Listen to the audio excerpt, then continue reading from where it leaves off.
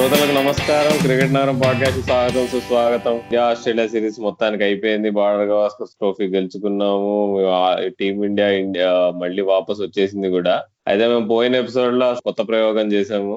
మేము match actual గా అది ఎట్లయిందంటే మ్యాచ్ అవ్వబోతోంది. మేము అప్పుడే ఒక మ్యాచ్ అయిపోయి వీడియో స్టార్ట్ చేద్దాం అని చెప్పి ఫోన్ చేసి స్టార్ట్ చేసాము.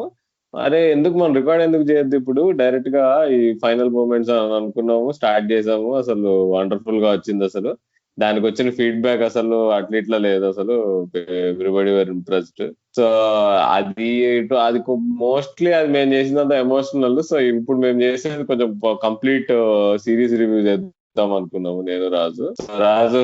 అయితే what are your first reactions? అసలు ఓకే, అప్పుడు మనం మనం మాట్లాడుకున్నప్పుడు అసలు ఇంకా సింకినే కాలే ఫీలింగ్స్. అసలు మనం గెలిచాము అది ఇది అని మనం అంతా వివర్ లైవ్ కామెంటేటర్స్ ఆ టైంలో. సో లుకింగ్ బ్యాక్ నీకు ఒక రోజు తర్వాత నీకు ఏమనిపించింది ఆ సిరీస్ గానీ ఇది గానీ? కొంచెం సినిమాటిక్ గా అనిపించిన ఒక 2 విషయాలు చెప్పాలనుకుంటున్నాను. మొదటిగా ఏంటంటే, నువ్వు చెప్పినట్టుగా మన లాస్ట్ ఎపిసోడ్ కి చాలా మంచి రెస్పాన్స్ వచ్చింది. సో మన లిసనర్స్ అందరికీ కూడా పేరు పేరున ప్రతి ఒక్కరికి మనస్ఫూర్తిగా నా తరపు నుంచి, రాహుల్ తరపు నుంచి హార్ట్ఫుల్ థ్యాంక్ యూ. ఎందుకంటే మీరు పంపించే ప్రేమ, అభిమానమే మమ్మల్ని నడిపిస్తున్నాయి. సో ముందు ఫ్యూచర్ లో ఇంకా మిమ్మల్ని ఆకట్టుకునే ఎపిసోడ్లు మరిన్ని చేస్తామని కోరుకుంటున్నాం. So that's that. And second విషయం ఏంటంటే, నువ్వు సిరీస్ గురించి, రియాక్షన్స్ గురించి అడిగావు కాబట్టి, ఏదో సినిమాలో డైలాగ్ ఉంటది కదా, గాయపడ్డ సింహము వేటు చాలా ఇదిగా ఉంటది అని చెప్పి ఉంటాయి. గాయపడ్డ సింహం నుంచి వచ్చే శ్వాస అతి భయంకరంగా ఉంటుంది. రాజు ఏంది నువ్వు అసలు చూసావా Rahul? That is why Rahul is Rahul. Perfect గా చెప్పాడు dialogue. So hats off to Rahul. Rahul just సినిమాలైనా క్రికెట్ అయినా చాలా స్ట్రాంగ్ మెమరీ పవర్ ఉంటది. ఎనీవేస్, మూవింగ్ ఆన్, మనం క్రికెట్ గురించి చెప్పుకోవాలి కాబట్టి, రాహుల్ అసలు ఈ సిరీస్ మొత్తంలో అసలు ఫస్ట్ ఆఫ్ ఆల్ మనం స్టార్టింగ్ ప్రివ్యూ ఎపిసోడ్ దగ్గర నుంచి ఎండింగ్ ఎపిసోడ్ వరకు నాకు తెలిసి ఒక్క ఎపిసోడ్ కూడా మనం ఓకే ఏముంది, ఈ టెస్ట్ మ్యాచ్ ఇండియా ఓడిపోతుంది, లేదంటే ఈ టెస్ట్ మ్యాచ్ లో స్టీవ్ స్మిత్ సెంచరీ కొడతాడు, ఇలా ఏవో ఎక్స్పెక్టెడ్ పాయింట్స్ అయితే ఉంటాయి. నాకు తెలిసి మనం రికార్డ్ చేసిన ఎపిసోడ్స్ మొత్తంలో కూడా ఎక్కడ ఎక్స్పెక్టెడ్ పాయింట్స్ అంటే అన్ని కూడా మనం ఎక్స్పెక్ట్ చేసిన స్క్రిప్ట్ కి ఆపోజిట్ గా జరిగింది. సో ఈ విషయం గురించి ఏం చెప్తాను? అసలు మనం ఆ కృతిక ఎపిసోడ్ లో మనం ఎప్పుడైతే తనతో మాట్లాడుతున్నప్పుడు అన్నామో ఇట్లా అసలు ఓడిపోతాము, గెలిచే ఛాన్సే లేదు, మార్నస్ లొబిషేన్, స్టీవ్ స్మిత్ చెరొక 300 రన్లు కొట్టుకుంటారు, వాళ్ళు 300 ఇన్నింగ్స్ కొడతారు, ఇదేంటి మనం డేవిడ్ వార్నర్ చేతిలో ఒక కౌంటర్ అటాకింగ్ 100 దెబ్బ తినబోతున్నాం, ఇట్లాంటివి చాలా అనుకున్నాము. దానిలో అసలు ఏది అంటే మార్లస్ అభిషేక్ కొంచెం బాగా ఆడాడు కానీ స్టీవ్ స్మిత్ కూడా అంత బాగా ఆడినట్టు అనిపించలేదు. సో 36 ఆల్అౌట్ అవుతాం అని అనుకున్నామా అని అనుకోలేదు, కానీ అయ్యాము. కానీ సిరీస్ గెలుస్తాం అనుకున్నామా అనుకోలేదు, కానీ అయ్యింది. సో ఈ ఇంజురీలు అయినా కానీ గెలుస్తామా అని అంటే అసలు కళ ఏంటి, ఎప్పుడు అసలు పీడకల కాదు, మామూలు కళ కాదు, ఏ కళలోనూ అనుకుని ఉన్నాం అసలు.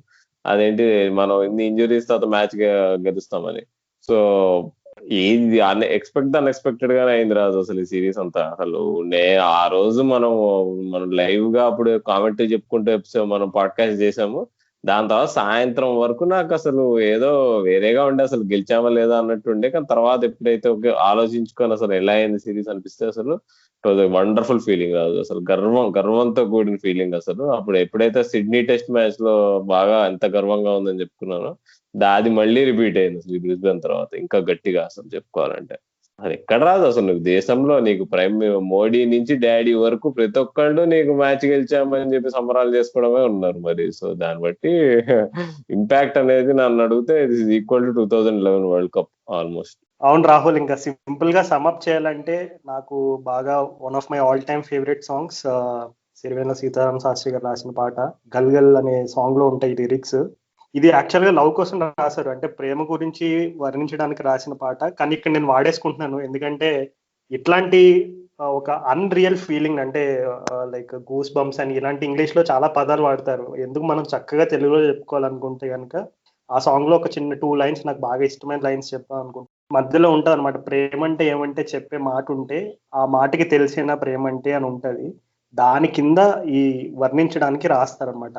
అది చరితలు సైతం చదవని వైనం, కవితలు సైతం పలకని భావం, సరిగమలెరుగని మధురిమ ప్రేమ అంటే అని ఉంటది. సో ఒక విధంగా ఇండియా టెస్ట్ సిరీస్ గెలిచిన ఎమోషన్ ని ర్యాపప్ చేయాలి అని అంటే కనుక ఇప్పుడు మన ఇద్దరం చెప్పుకున్న ఈ అన్రియల్ ఫీలింగే మనకి అది ఒక బెస్ట్ ఎగ్జాంపుల్ గా చెప్పుకోవచ్చు. సో మూవింగ్ ఆన్, మనం ఈ టెస్ట్ సిరీస్ మొత్తంలో నీకు బాగా ఇంప్రెస్ అయిన మెయిన్ ఇండియన్ పర్స్పెక్టివ్ లో నువ్వు బాగా ఇంప్రెస్ అయిన అంశాలు ఏమేమి ఉన్నాయి? అసలు ఫస్ట్ వచ్చేసి ఫైటింగ్ స్పిరిట్ రాదు. అసలు ఆ ఫైటింగ్ స్పిరిట్ కి నిదర్శనం నన్ను అడిగితే ఎస్పెషల్లీ మన Brisbane test match second inning stage లో మాత్రం అది మనం ముందు కూడా చెప్పుకున్నాం. అగ్రెషన్ ప్రతిసారి నీకు అటాక్ చేయడం కాదు, డిఫెన్స్ లో కూడా అగ్రెషన్ ఉంటుందని. అసలు పుజారా గురించి అయితే మనం ఎంత చెప్పుకున్నా తక్కువ ఆ విషయంలో. తను అట్లా మనం పోయిన ఎపిసోడ్ కూడా అనుకున్న వీళ్ళ 9 దెబ్బలు తగిలినాయి. అసలు బాల్ వేస్తూనే ఉన్నారు, తగులుతూనే ఉంది. కానీ నెక్స్ట్ బాల్ అసలు ముందు బాల్ అట్లా అంత పెద్ద బౌన్సర్ వచ్చి మొహానికి దాకిందన్న చింత లేకుండా అసలు నీకు మంచిగా నీట్ గా పోయి బాల్ డిఫెన్స్ ఆడుతున్నాడు రాజు. అసలు అంటే నీకు జనరల్ గా నీకు అర్థమైపోతుంది, బ్యాట్స్మెన్ కి ఎప్పుడైనా ఒక బౌన్సర్ గానీ వస్తే నెక్స్ట్ బాల్ కే నీకు ఫుట్ వర్క్ నీకు తేడా కనిపిస్తుంది. అలాంటిది వాళ్ళు ప్యాట్ కమిన్స్, మిచెల్ స్టార్ బౌన్సర్లు, హేజల్వుడ్ వేసి నీకు మొహానికి బాల్ తగిలిన తర్వాత కూడా నువ్వు అసలు ఏమీ తేడా లేనట్టు ఆడుతుంటే అది మామూలు ఇది కాదు రాదు అసలు. అవును రాహుల్, కొంతమంది పుజారా స్ట్రైక్ రేట్ గురించి ఎక్కువగా మాట్లాడుతున్నారు, అంటే ఈ టెస్ట్ సిరీస్ లో పర్టికులర్ గా. దానికి కారణం ఏంటంటే పుజారా టెస్ట్ మ్యాచ్ లో స్కోర్ చేసిన 2 ఆఫ్ ది స్లోయెస్ట్ 100s ఈ సిరీస్ లోనే వచ్చింది. సో చాలా మంది అంటే పుజారా బ్యాటింగ్ చూసి ఎందుకు అంటే ఎక్కువ బాల్ ఆడుతున్నాడు కానీ స్కోరింగ్ లేదు, సో దానివల్ల వేరే బ్యాట్స్మెన్ పైన ప్రెషర్ పెరుగుతుంది అనే రకమైనటువంటి భావాన్ని వ్యక్తపరుస్తున్నారు. కానీ నన్ను అడిగితే ఎస్పెషల్లీ కోహ్లీ వెళ్ళిపోయిన తర్వాత, ఎందుకంటే కోహ్లీ టీంలో ఉంటే డెఫినెట్లీ స్ట్రాటజీ అనేది డిఫరెంట్గా ఉండేది, అండ్ రహానే రోల్ ఒకటి, పుజారా రోల్ ఒకటి డిఫరెంట్గా ఉండేది. ఎప్పుడైతే కోహ్లీ వెళ్ళిపోయాడు, కోహ్లీ తర్వాత one of the most dependable batsmen in Indian cricket, test cricket లో అంటే అది పుజారా, ఎవరిని అడిగినా చెప్తారు. సో పుజారా రోల్ ఏంటంటే మెయిన్ గా ఇప్పుడు టీంలో చూసుకుంటే it's a mix of youth and little, అంటే ఒక విధంగా చెప్పాలంటే యూత్ అండ్ ఎక్స్పీరియన్స్ ప్లేయర్స్ అని అనలేము, ఎందుకంటే ఎక్కువ మంది యూతే ఉన్నారు, చాలా మంది ఇన్ఎక్స్పీరియన్స్ ప్లేయర్స్ ఉన్నారు. సో ఇట్లాంటి ప్లేయర్స్ లో ఎక్కువ they have this fearless attitude అనమాట. అంటే సరే ఆ షాట్ ఆడితే అవుట్ అయితే ఏమవుతుంది అనే ఫియర్లెస్ యాటిట్యూడ్ ఉంటుంది, ఎందుకంటే వాళ్ళకి మీడియా ప్రెషర్ కానీ ఇవన్నీ కూడా they are grown up watching all that. So Shubman Gill, next Siraj కానీ ఇట్లాంటి ప్లేయర్స్ వీళ్ళు ఎవరైనా సరే they all know what their roles are and they are happy to play fearlessly. So ఈ యాటిట్యూడ్ ఉంటుంది కాబట్టి వాళ్ళని నిజంగా వాళ్ళ యాటిట్యూడ్, వాళ్ళు ఫుల్ ఫ్లెడ్జ్డ్ గా, వాళ్ళు కంప్లీట్ గా కాన్ఫిడెంట్ గా వాళ్ళ మ్యాచ్ ఆడడానికి వాళ్ళకి ఆ ఫ్రీడమ్ ఉండాలంటే కనుక పుజారా లాంటి వాళ్ళు అంటే ఇప్పుడు ఒక కష్టమైన రోల్, అంటే he is happy to play an ugly role, మనం ఇలా చెప్పుకోవచ్చు, he is happy to play an ugly role. ఎందుకంటే నువ్వు చెప్పినట్టుగానే చాలా దెబ్బలు తిన్నాడు, అండ్ అలాగే Pujara strike rate last time ఆస్ట్రేలియాలో సిరీస్ ఆడినప్పుడు 2018లో 42-44 దగ్గరలో ఉంది. ఇప్పుడు ఈ సిరీస్ లో వచ్చేసి ఆ స్ట్రైక్ రేట్ సమ్ 28కు ఎంత డ్రాప్ అయింది. అంటే చాలా మంది ఏంటి ఇంత డిఫరెన్స్ ఉంది స్ట్రైక్ రేట్ లో ఎందుకు ఇలా అని అంటే, ఆ టెస్ట్ సిరీస్ లో చూస్తే పుజారానే ఇండియా సిరీస్ గెలవడానికి కీ రోల్ ప్లే చేశాడు. ఈ సిరీస్ లో పుజారా స్కోర్స్ కనపడకపోయి ఉండొచ్చు, కానీ ఆ పుజారా ఆడిన నెంబర్ ఆఫ్ డెలివరీస్, మీకు టెస్ట్ క్రికెట్ గురించి ఒక కిటుకు చెప్తాను ఏంటంటే, టెస్ట్ క్రికెట్ లో ఎప్పుడు కూడా బౌలర్స్ ఎప్పుడైతే బాగా టైర్డ్ అవుతారో అప్పుడు వాళ్ళు ఎంత ఎగ్జిక్యూట్ చేయాలన్నా, ఎంత కష్టపడి ఒక పర్ఫెక్ట్ డెలివరీ వేయాలన్నా ఆ ఎగ్జిక్యూషన్ అనేది అట్లీస్ట్ 8/10 టైమ్స్ వాళ్ళు జరగదు. అది ఎందుకంటే physically you have to be really అంటే ప్లేయర్స్, స్పోర్ట్స్ ప్లేయర్స్, అది కూడా హైయెస్ట్ లెవెల్ ఆడే వాళ్ళకి ఆ మాత్రం ఫిట్నెస్ ఉండదా అని డౌట్ ఉండొచ్చు మీకు. కానీ టెస్ట్ క్రికెట్ లో ఇదే ఒక రకమైన చాలా బ్యాట్స్మెన్ ఉపయోగించే ఒక టెక్నిక్. అంటే Kane Williamson, Joe Root, Virat Kohli, Pujara ఇట్లాంటి పెద్ద పెద్ద ప్లేయర్స్ ఎప్పుడు కూడా వాళ్ళు వేరే ఫార్మాట్స్ లో ఎట్లా ఆడతారనేది పక్కన పెట్టేస్తే, టెస్ట్ క్రికెట్ లో బేసిక్ ఆర్ట్ ఆఫ్ బ్యాట్స్మెన్షిప్ అంటే ఏంటంటే, ఫస్ట్ ఆఫ్ ఆల్ క్రీజ్ లో సెటిల్ అయ్యి బౌలర్స్ ని బాగా టైర్ చేసి అప్పుడు then you look for your scoring opportunities. Last day Brisbane లో మ్యాచ్ జరిగినప్పుడు పుజారా స్ట్రైక్ రేట్ లంచ్ ముందు సమ్ 8-7 ఉంది, లంచ్ తర్వాత స్ట్రైక్ రేట్ 58కో సారీ 52-48 ఆ రేంజ్ లో కదిలింది. అంటే దట్స్ మ్యాసివ్ ఇంప్రూవ్మెంట్ అని ఎవరో ట్వీట్ చేశారు. అంటే వాట్ ఈ పుజారా అసలు లంచ్ బ్రేక్ లో ఏం తిన్నాడు, స్ట్రైక్ రేట్ ఇలా పెరిగిపోయింది సడన్ గా అని చెప్పి. అంటే పుజారా ఇప్పుడు కామన్ గా వినపడి క్రిటిసిజం పక్కన పెట్టేస్తే, పుజారా స్టైల్ ఆఫ్ క్రికెట్ ఎలా ఉంటుందో అర్థం అవడానికి చెప్తున్నా. పుజారా ఎప్పుడు కూడా తను హీ టేక్స్ ఎట్లాంటి బౌలర్ వేసినా సరే వాళ్ళ స్పెల్స్ అన్ని కూడా ఫస్ట్ ఆఫ్ ఆల్ ఆడేస్తాడు. అంటే టీంలో నలుగురు కీ బౌలర్స్ ఉన్నారంటే వాళ్ళ నలుగురు స్పెల్స్ గట్టిగా ఆడేసి హీ విల్ అండర్స్టాండ్ ఏ బౌలర్ కి ఎట్లా bounce and line and length ఎట్లా పడుతుంది, స్పిన్నర్ కి టర్న్ అవుతుందా లేదు, బౌన్స్ ఉందా వికెట్ లో, లేదంటే లోగా ఉందా, ఇవన్నీ కూడా అసెస్ చేసుకుంటాడు పుజారా మైండ్ లో.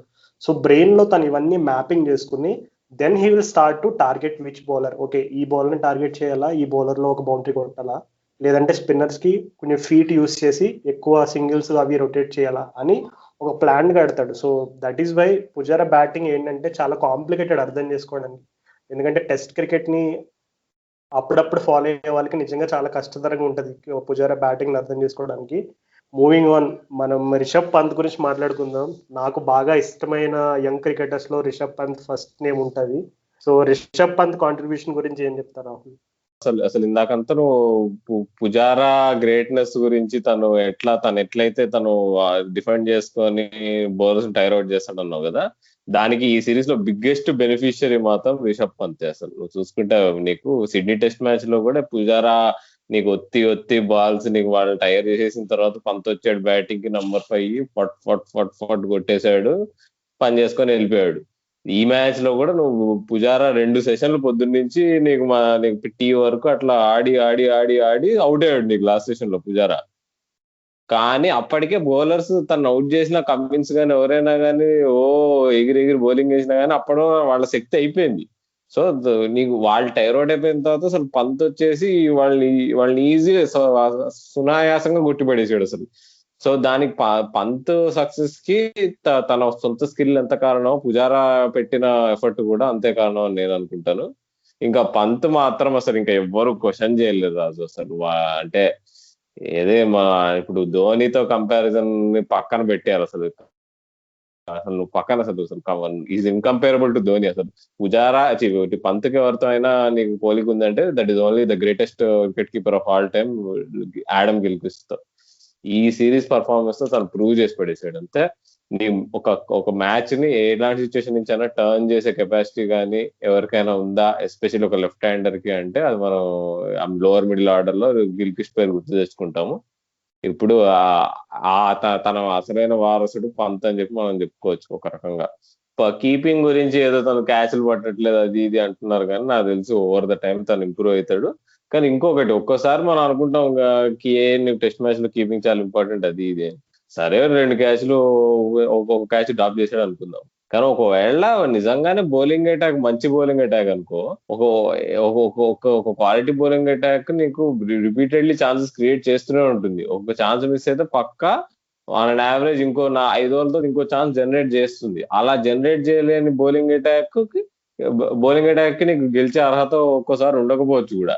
పంత్ కీపింగ్ వల్ల తన బ్యాటింగ్ ని పక్కన పెట్టేసి నిన్ను టీం నుంచి బయట పెట్టడం మాత్రం అది మాత్రం పెద్ద బ్లండర్ అని ఈ సిరీస్ లో అర్థమైంది అనమాట. నువ్వు ఫస్ట్ మ్యాచ్ అట్లా నువ్వు పుజారా సాహాన్ పెట్టుకున్నాము, 36 ఆల్ అవుట్ అయ్యాము. అప్పుడు పంత్ ఉంటే మేబీ తేడా వచ్చేదో ఎవరికేం తెలుసు, అంతా హైండ్ సైట్ లో మాట్లాడుకుంటున్నాం కానీ జరిగిపోయిన తర్వాత. బట్ అంటే ఇక రిషబ్ పంత్ ని అసలు ఫర్గెట్ అబౌట్ ఇస్ కీపింగ్ ని పక్కన పెట్టేసి అసలు బ్యాట్స్మెన్ గా ఆడిద్దాం అని చెప్పి చాలా సన్నాహాలు జరుగుతున్నాయి మరి.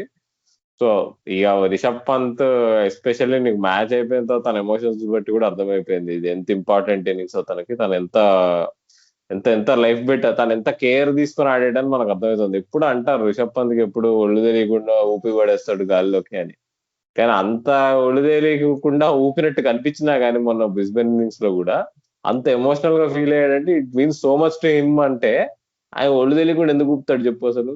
సో రెండు కాంట్రడిక్టరీ కదా. సో మేబీ ఒకవేళ అంత ఒళ్ళు తెలియని మనిషి అయితే నీకు మ్యాచ్ గెలిచిన తర్వాత సెలబ్రేట్ చేసి చేస్తా అని చెప్పేసి బాగా ఇది అగ్రెసివ్ గా ఉండేవాడు. కానీ ఎమోషనల్ ఫీల్ అయ్యాడంటే it just shows how much it means to him అన్నమాట. ఈ రిషబ్ పంత్ గురించి చాలా మంది, అంటే నాకు గుర్తున్న ఫస్ట్ మెమరీ ఏంటంటే, నువ్వు చెప్పిన క్రిటిసిజం కరెక్టే, ఒప్పుకోవాలి అది. బట్ నాకు గుర్తున్న ఫస్ట్ మెమరీ ఏంటంటే Rishabh Pant 2016 under nineteen world cup cover చేశాను నేను. సో అది కవర్ చేసినప్పుడు ఒక మ్యాచ్, అంటే లైక్ వేరే టీమ్ మ్యాచెస్ ఎక్కువ కవర్ చేశాను. ఒక India match, I think it was against Nepal or someone. So మనం చాలా తక్కువ స్కోర్ చేయాలన్నమాట. సో లైక్ అంటే అందరూ మా ఆఫీస్ లో అప్పుడున్న హైప్ ఏంటంటే అరే లైక్ ఒక గిల్క్రిస్ట్ లా ఆడుతున్నాడు రా, నువ్వు చెప్పినట్టే గిల్క్రిస్ట్ లతో కంపారిజన్ చేయడం, మంచి అటాకింగ్ స్టైల్ ఆఫ్ క్రికెట్ ఇదంతా చెప్పారు అనమాట. సో ఆ రోజు చూస్తే ఫస్ట్ బాలే మనోడు చేజ్ లో 4-6 కొట్టాడు. నాకు మైండ్ పోయింది అసలు. అంటే ఏంటి ఇట్లా, అంటే అప్రోచ్ చూస్తే నాకు అర్థమైపోయింది. అంటే ఓకే, అండర్-19 క్రికెటర్స్ ఆ మాత్రం ఫియర్లెస్ యాటిట్యూడ్ ఉంటుంది ఇదంతా చెప్తారు కాబట్టి, but still way he approach that innings నాకు నిజంగా మైండ్ పోయింది. That is the first time and నేను నిజంగా చాలా ఇంప్రెస్ అయ్యాను. కానీ వాట్ ఏ స్టోరీ కదా అసలు ఈ రిషబ్ పంత్.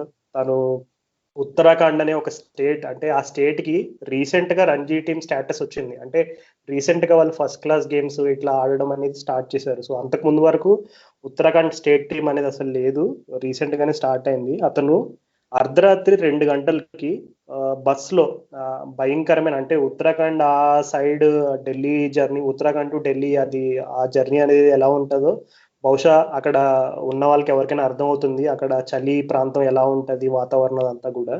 అర్ధరాత్రి 2 గంటలకి అతను వాళ్ళ మదర్ని తీసుకుని ప్రతిరోజు ఢిల్లీకి వెళ్ళేవాడు, అంటే ప్రాక్టీస్ చేయడానికి, ప్రాక్టీస్ కోసం.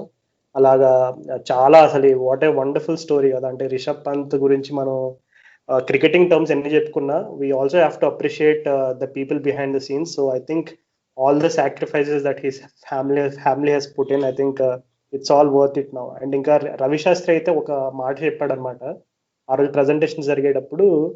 అసలు మేము రిషబ్ పంత్ ని ఫారెన్ టూర్స్ కి ఎందుకు తీసుకెళ్తామంటే, ఈజ్ ఎ మ్యాచ్ విన్నర్. ఒంటి చేత్తో మ్యాచ్ గెలిపించగలగా సత్తా ఎవరికైనా ఇండియా టీంలో ఉందంటే అది ఫస్ట్ రిషబ్ పంత్. సో అందుకే మేము రిషబ్ పంత్ ని ఫారెన్ టూర్స్ కి తీసుకెళ్తామని చాలా కాన్ఫిడెంట్ గా చెప్పాడు. నువ్వు చెప్పినట్టుగా ఈ సిరీస్ తర్వాత రిషబ్ పంత్ కేవలం కీపర్ బ్యాట్స్మెన్ గా కాకుండా ఒక ప్యూర్ బ్యాట్స్మెన్ గా కూడా కన్సిడర్ చేసే అవకాశాలు పుష్కలంగా ఉన్నాయి. So I'm really excited to see what the future holds for Rishabh Pant the batsman. Raju అసలు నాకు Rishabh Pant is very likable youngster అనమాట. నాకు ఉన్న అందరూ జనరల్ గా కొంచెం బ్రాష్ గా ఉంటారు, young brigade of Indian team అంటుంటారు, కానీ నాకు రిషబ్ పంత్ లో అది ఎప్పుడు కనిపించదు అనమాట. తను అంటే కొంచెం కొంచెం అంటే ఇది లైకబుల్ గా అనిపిస్తుంది. కీపింగ్ వరకాల తన బాడీ లాంగ్వేజ్ కానీ, క్యాచ్లు మిస్ చేసినా ఏం మిస్ చేసినా కానీ ఎందుకో స్మైల్ తో ఆడుతూ ఉంటాడు. నీకు ఎప్పుడు అంటే నీకు ఒక kind of you like him అనమాట చూస్తే. మంచిగా ఓ చబ్బీ చీక్స్ వేసుకొని అట్లా బుద్ధిమంతుడు, టాలెంట్ ఉంది. ఇక ఇంతకంటే లైకబుల్ క్యారెక్టరిస్టిక్స్ ఇంకేముంటాయి చెప్పు అసలు. సో హోప్ఫుల్లీ రిషబ్ పంత్ ఇక పర్మనెంట్ మెంబర్ అయిపోతాడని అనుకుంటున్నా. సో హోప్ ఇక దీన్ని బట్టి మనకు అర్థమైంది ఏంటంటే ఇక వృద్ధిమాన్ సాహా టీంలోకి రావాలంటే కష్టము. మరి మేబీ తను ఇండియాలో టెస్ట్ మ్యాచెస్ లో నీకు స్పిన్ మీద కీపింగ్ కష్టం అవుతుంది కదా అని చెప్పి అయినా పంతును ఆడికుండా సాహాను ఆడిస్తారా అనేది చూడాలి, మరి అది ఏం చేస్తారో లేదో. బట్ మూవింగ్ ఆన్, ఇంకా మనం ఒకసారి యంగ్స్టర్స్ ఎవరైతే నీకు లాస్ట్ టెస్ట్ మ్యాచెస్ లో ఆడాల్సి వచ్చిందో ఇంజురీస్ వల్ల, వాళ్ళ గురించి మాట్లాడుకుందాం రాజు. అసలు నీకు అసలు సుందర్ గాని, ఠాకూర్ గాని, నటరాజన్ గాని అసలు వాళ్ళు ఈ సిరీస్ లో ఆడతారని అనుకున్నావా? అనుకోలేదు, కానీ ఆడారు. మంచి రోల్ ప్లే చేసి గెలిపించారు. అసలు వాళ్ళ గురించి ఏమంటావు చెప్పు అసలు. ముందుగా నేను షార్దుల్ ఠాకూర్ గురించి చెప్పాలనుకుంటున్నాను రాహుల్. ఎందుకంటే నువ్వు చెప్పినట్టు యంగ్స్టర్స్ లిస్ట్ లో కొంచెం కొద్ది గొప్ప ఎక్స్పీరియన్స్ ఉన్న ప్లేయర్ ఎవరైనా అనుకుంటే షార్దుల్ ఠాకూరే. సో షార్దుల్ ఠాకూర్ గురించి చెప్పాలనుకుంటున్నాను. అతనికి చిన్నప్పుడు ఒబిసిటీ ప్రాబ్లం ఉండేదంట. అంటే బాగా ఎక్కువగా బరువు ఉండడం వల్ల కొంతమంది అతన్ని కొంచెం ఏడిపించడం ఇవన్నీ కూడా ఫేస్ చేశాడు. అతను పాల్ఘర్ అనే సిటీ, అది మహారాష్ట్రకి దగ్గర ముంబైకి 60 కిలోమీటర్స్ దూరంలో ఉంటుంది అది. సో అక్కడి నుంచి ప్రతిరోజు ఉదయం 4:30కి లేచి, ఎందుకంటే 5:15కి ట్రైన్ క్యాచ్ చేయాలి పాల్ఘర్లో ముంబై వెళ్ళడానికి. సో 4:30కి ఉదయం లేచి ప్రతిరోజు వెళ్ళి క్రికెట్ ఆడడానికి ముంబై వచ్చి మళ్ళీ క్రికెట్ ఆడి రిటర్న్ వెళ్ళేవాడంట. అసలు అంటే ఎందుకు లైక్ ఇట్లాంటి సక్సెస్ స్టోరీస్ మనం విన్నప్పుడు ఇట్లాంటివి ఎందుకు చెప్పుకోవాలి అంటే కనుక, ఖచ్చితంగా వాళ్ళు బిహైండ్ ద సీన్స్ పడిన కష్టం వల్లే ఈ రోజు వాళ్ళు యునో బ్రిస్బెన్ లాంటి కంచుకోటలో ఆస్ట్రేలియన్ మట్టి కనిపించారంటే అది మాటలు కాదు. ఎందుకు ప్రపంచం అంతా కూడా ఇప్పుడు ఇండియన్ క్రికెట్ ని అంతలా ఈ సిరీస్ పర్టికులర్ గా ఎత్తడానికి కారణం ఏంటంటే, ఇట్లాంటి వండర్ఫుల్ స్టోరీస్ చాలా ఉన్నాయి. ఇప్పుడు మనం షార్దుల్ ఠాకూర్ గురించి చెప్పినట్టు, నేనైతే బాగా అంటే ఇంప్రెస్ అయ్యింది షార్దుల్ ఠాకూర్ విషయంలో అయితే అతని బ్యాటింగ్. ఓకే, బౌలింగ్ గురించి నాకు తెలుసు, ఎందుకంటే నేను డొమెస్టిక్ క్రికెట్ ఎప్పుడో ట్రాక్ లో పెట్టుకున్నప్పుడు షార్దుల్ ఠాకూర్ బౌలింగ్ నేను చూసాను. అతనికి ఉన్న వేరియేషన్స్ ఇవన్నీ ఐపీఎల్ లో మనం చూస్తూ వచ్చాము. బట్ అతను సుందర్తో ఆడిన ఆ పార్ట్నర్షిప్ నాకు తెలిసి అది ఇండియన్ క్రికెట్ ఫ్యాన్సే కాదు, ఎవరు కూడా మర్చిపోలేరు అది. నిజంగా I think that is one of the biggest moments in the series. అవును రాజు, అసలు ఆ పార్ట్నర్షిప్ అయితే అసలు ఈ ఇండియాలో ఇద్దరు నాన్ స్పెషలిస్ట్ బ్యాట్స్మెన్ అంత పెద్ద పార్ట్నర్షిప్, అంత క్వాలిటీ బౌలింగ్ అటాక్ మీద ఆడారంటే అసలు గ్రేట్. అసలు మనం ఇట్లాంటి మామూలు అపోజిషన్ టీమ్స్ చేయడం చూస్తుంటాం. నీకు ఇంగ్లాండ్ వాళ్ళ కింద వరకు బ్యాటింగ్ ఉంటుంది, వాళ్ళు మనం ఫస్ట్ 5 వికెట్స్ లేపేసినా గానీ ముక్కుంటూ అది ఇది ఇంకో 70-80 రన్స్ అబ్బా అనవసరంగా ఇస్తున్నాం వీళ్ళకి రన్స్ అని అనుకుంటాం.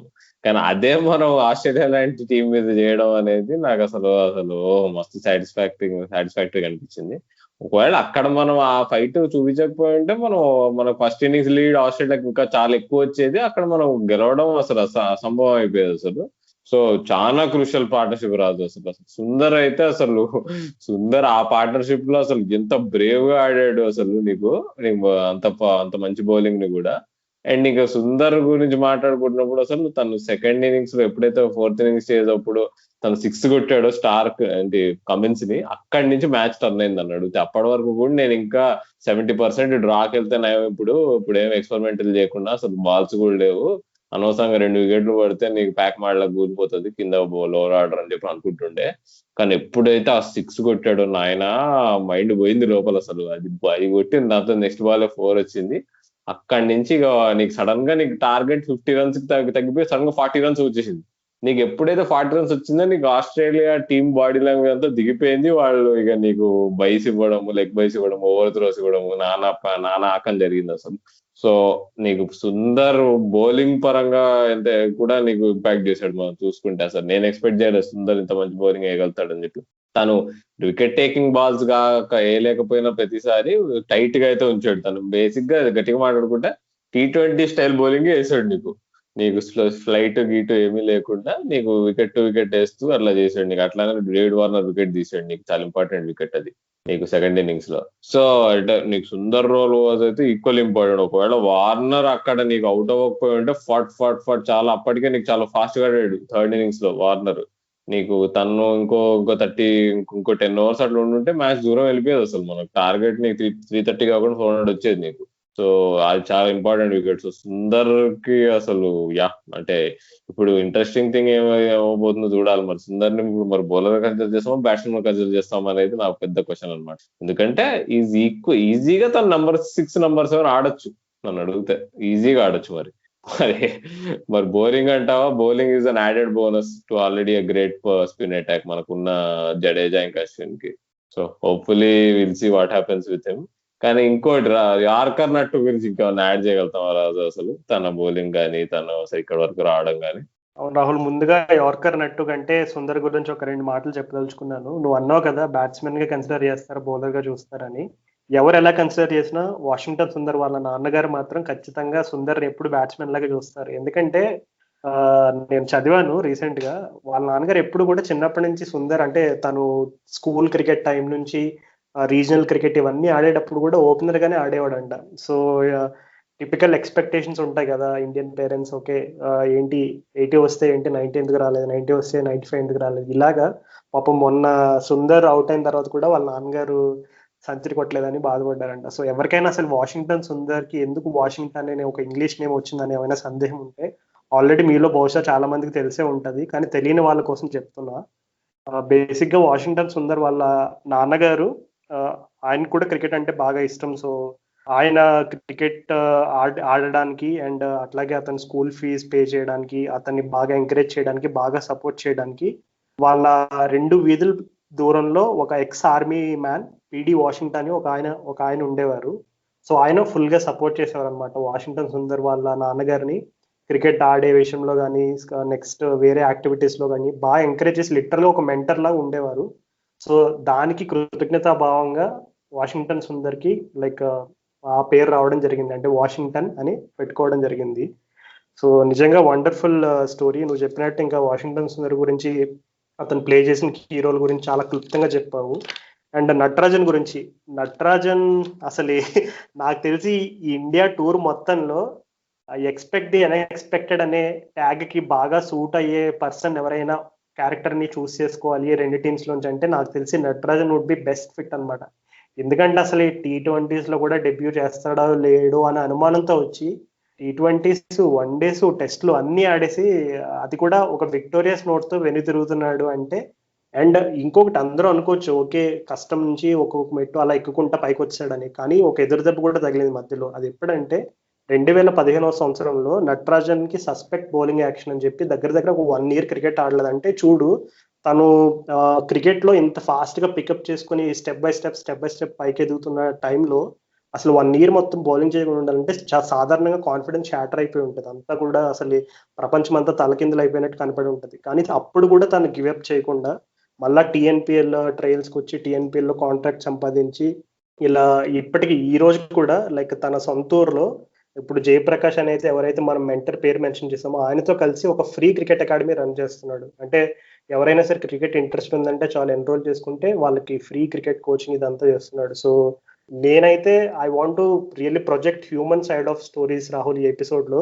సో అందుకే నేను ఈ ఫోకస్ చెప్తున్నాను. అండ్ నటరాజన్ బౌలింగ్ కాంట్రిబ్యూషన్ గురించి పర్టికులర్ గా నాకు తెలిసి బెటర్ గా నువ్వే చెప్పగలవు, ఏమంటావు? రాజు అసలు తన స్టోరీ గురించి ఇంకా నీకంటే బాగా నేను చెప్పలేనులే కానీ తన బౌలింగ్ పరంగా కూడా నేనైతే ఎక్స్పెక్ట్ చేయలేబ్బా. తను అసలు కాంట్రిబ్యూట్ చేయగలుగుతాడని నేను ముందు కూడా అన్నా. తను ఆడించద్దు, తను ఆడిస్తే నీకు ఈజీగా అటాక్ చేయగలుగుతాడు రెడ్ బాల్ తో, తను స్వింగ్ పెద్ద రాదు అని. కానీ తనకున్న లిమిటెడ్ స్కిల్ సెట్ తోనే అసలు ఫస్ట్ ఇన్నింగ్స్ లో ఎక్స్పెషల్లీ నీకు మా లబుషేన్ వికెట్ తీసేయండి, నీకు ఇంపార్టెంట్ వికెట్ అది. తను అప్పుడు అవుట్ అవ్వకపోయి ఉంటే నీకు తను 150 160 కొట్టుంటే చెప్పలేము నీకు మ్యాచ్.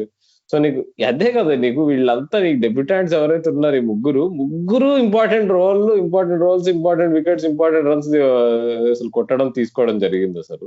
కానీ ఇప్పుడు ఆల్రెడీ ఉన్న ఫాస్ట్ బౌలర్స్ నీకు ఇషాంత్ శర్మలు, బుమ్రాలు, షమీలు వీళ్ళందరూ ఉండగా మరి నటరాజన్ మళ్ళీ ఇంకో టెస్ట్ మ్యాచ్ ఆడతారా లేదా అని మనం వేచి చూడాలి మరి. So it might just be one test wonder, one time cup ఎత్తడం లాంటి ఈవెంట్ ఎప్పుడైతే ఏదైనా నటరాజన్ చేశాడో మనం ఇంకోసారి తను మళ్ళీ రెడ్ బాల్ తో చూడలేకపోవడం అనేది అతిశక్తి అయితే కాదు. సో వీ హోప్ తను ఇంతకంటే ఎక్కువ అచీవ్ చేద్దాం కానీ కోరుకుందాం, కానీ వీడ్ నెవర్ నో. బట్ అదే ఇక జీవితం అంటే అట్టానే ఉంటది కదా, మరి చెప్పలేము.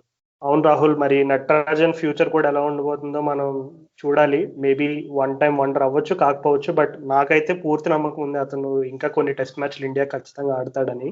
అండ్ ఇంకొక పాత్ర గురించి కూడా చెప్పుకోవాలి మనం, నవదీప్ సైని. కర్నల్ సిటీ హర్యానాలో అతను పుట్టి పెరిగి వాళ్ళ నాన్నగారు వచ్చేసి ఒక గవర్నమెంట్ డ్రైవర్ అనమాట. సో ఎప్పుడు కూడా చిన్నప్పుడు టెన్నిస్ బాల్ క్రికెట్ ఆడి వాళ్ళ నాన్నగారిని ఫోర్స్ చేస్తే తను ఆడుకోవడానికి మాత్రం ఏదో ప్లాస్టిక్ బాల్ ఏదో కొనిపెట్టారంట. ఇంకా క్రికెట్ మాత్రం అసలు లిటరల్ గా క్రికెటే జీవితం అన్నట్టు గడిపి ఎట్లయినా సరే ఒక డొమెస్టిక్ టీంలోకి అట్లా రీజనల్ టీమ్స్ లో ఆడాలి అని ఒక కసితోటి అతను ఢిల్లీ రావడం, అలాగే అక్కడ లక్కీగా అతని టాలెంట్ ని గుర్తించడం జరిగింది. So Navdeep Saini role maybe అనిపించవచ్చు, అంటే ఏమీ అంత ఎఫెక్టివ్ గా కనపడలేదు, హైప్ చేశారు కానీ అని అనుకోవచ్చు. కానీ అతనికి లిమిటెడ్ గా అతనుకున్న లిమిటేషన్స్ లో అతనికి ఇంజురీ కూడా అయ్యింది సెకండ్ టెస్ట్ లో. అయినా సరే కొంచెం గుండె ధైర్యం చేసుకుని అట్లాగే అసలు నిజంగా నేనైతే సెకండ్ ఇన్నింగ్స్ లో బ్యాటింగ్ కూడా రాడేమో, ఎవరినైనా మేబీ సిరాజ్ని ఎవరినైనా పంపిస్తారేమో అనుకున్నాను. మీరు ఎవరైనా సరే లాస్ట్ విన్నింగ్ మూమెంట్ కామెంటరీ వింటే కనుక ఆస్ట్రేలియన్ కామెంటరీ ఫీడ్ లో ఇది వినపడుతుంది. అంటే సైనికి చాలా అదే బ్యాక్ పెయిన్ ఇవన్నీ ఉన్నాయి, అంటే అది మనకి ఇండియాకి 3 runs కొట్టాలి, అది బౌండరీ వెళ్తుందో లేదో తెలియదు అనే మూమెంట్ లో అసలు సైనికి బ్యాక్ పెయిన్ ఉంది, పరిగెట్టగలడా 3 అనే కామెంటేటర్ అరుస్తూ ఉంటాడు. కానీ అది లిటరల్ గా 4 వెళ్ళిపోతుంది అనుకో. బట్ స్టిల్ అంటే సైనిక్ కమిట్మెంట్ టీం కోసం అతను తనకి ఈజీగా చెప్పేసి ఉండొచ్చు, అంటే నా వల్ల అవ్వదు అసలు నేను బౌలింగ్ చేయలేనని ఈజీగా రిలాక్స్ అయిపోయి ఉండొచ్చు. ఎందుకంటే అతని మీద ఏం ప్రెషర్ లేదు, is a youngster, is just playing his second test match. కానీ అతను ఆ పరిస్థితుల్లో కూడా టీం కోసం ఏదో నా కాంట్రిబ్యూషన్ ఏదో ఒకటి ఉండాలని చెప్పి సెకండ్ ఇన్నింగ్స్ లో కూడా కొంచెం ఈ బౌలర్స్ వేసినప్పుడు మధ్యలో వాళ్ళు బ్రేక్ కోసం వాళ్ళ స్పెల్స్ మధ్యలో ఒక 2-3 అవర్స్ చిన్న స్పెల్స్ వేశాడు.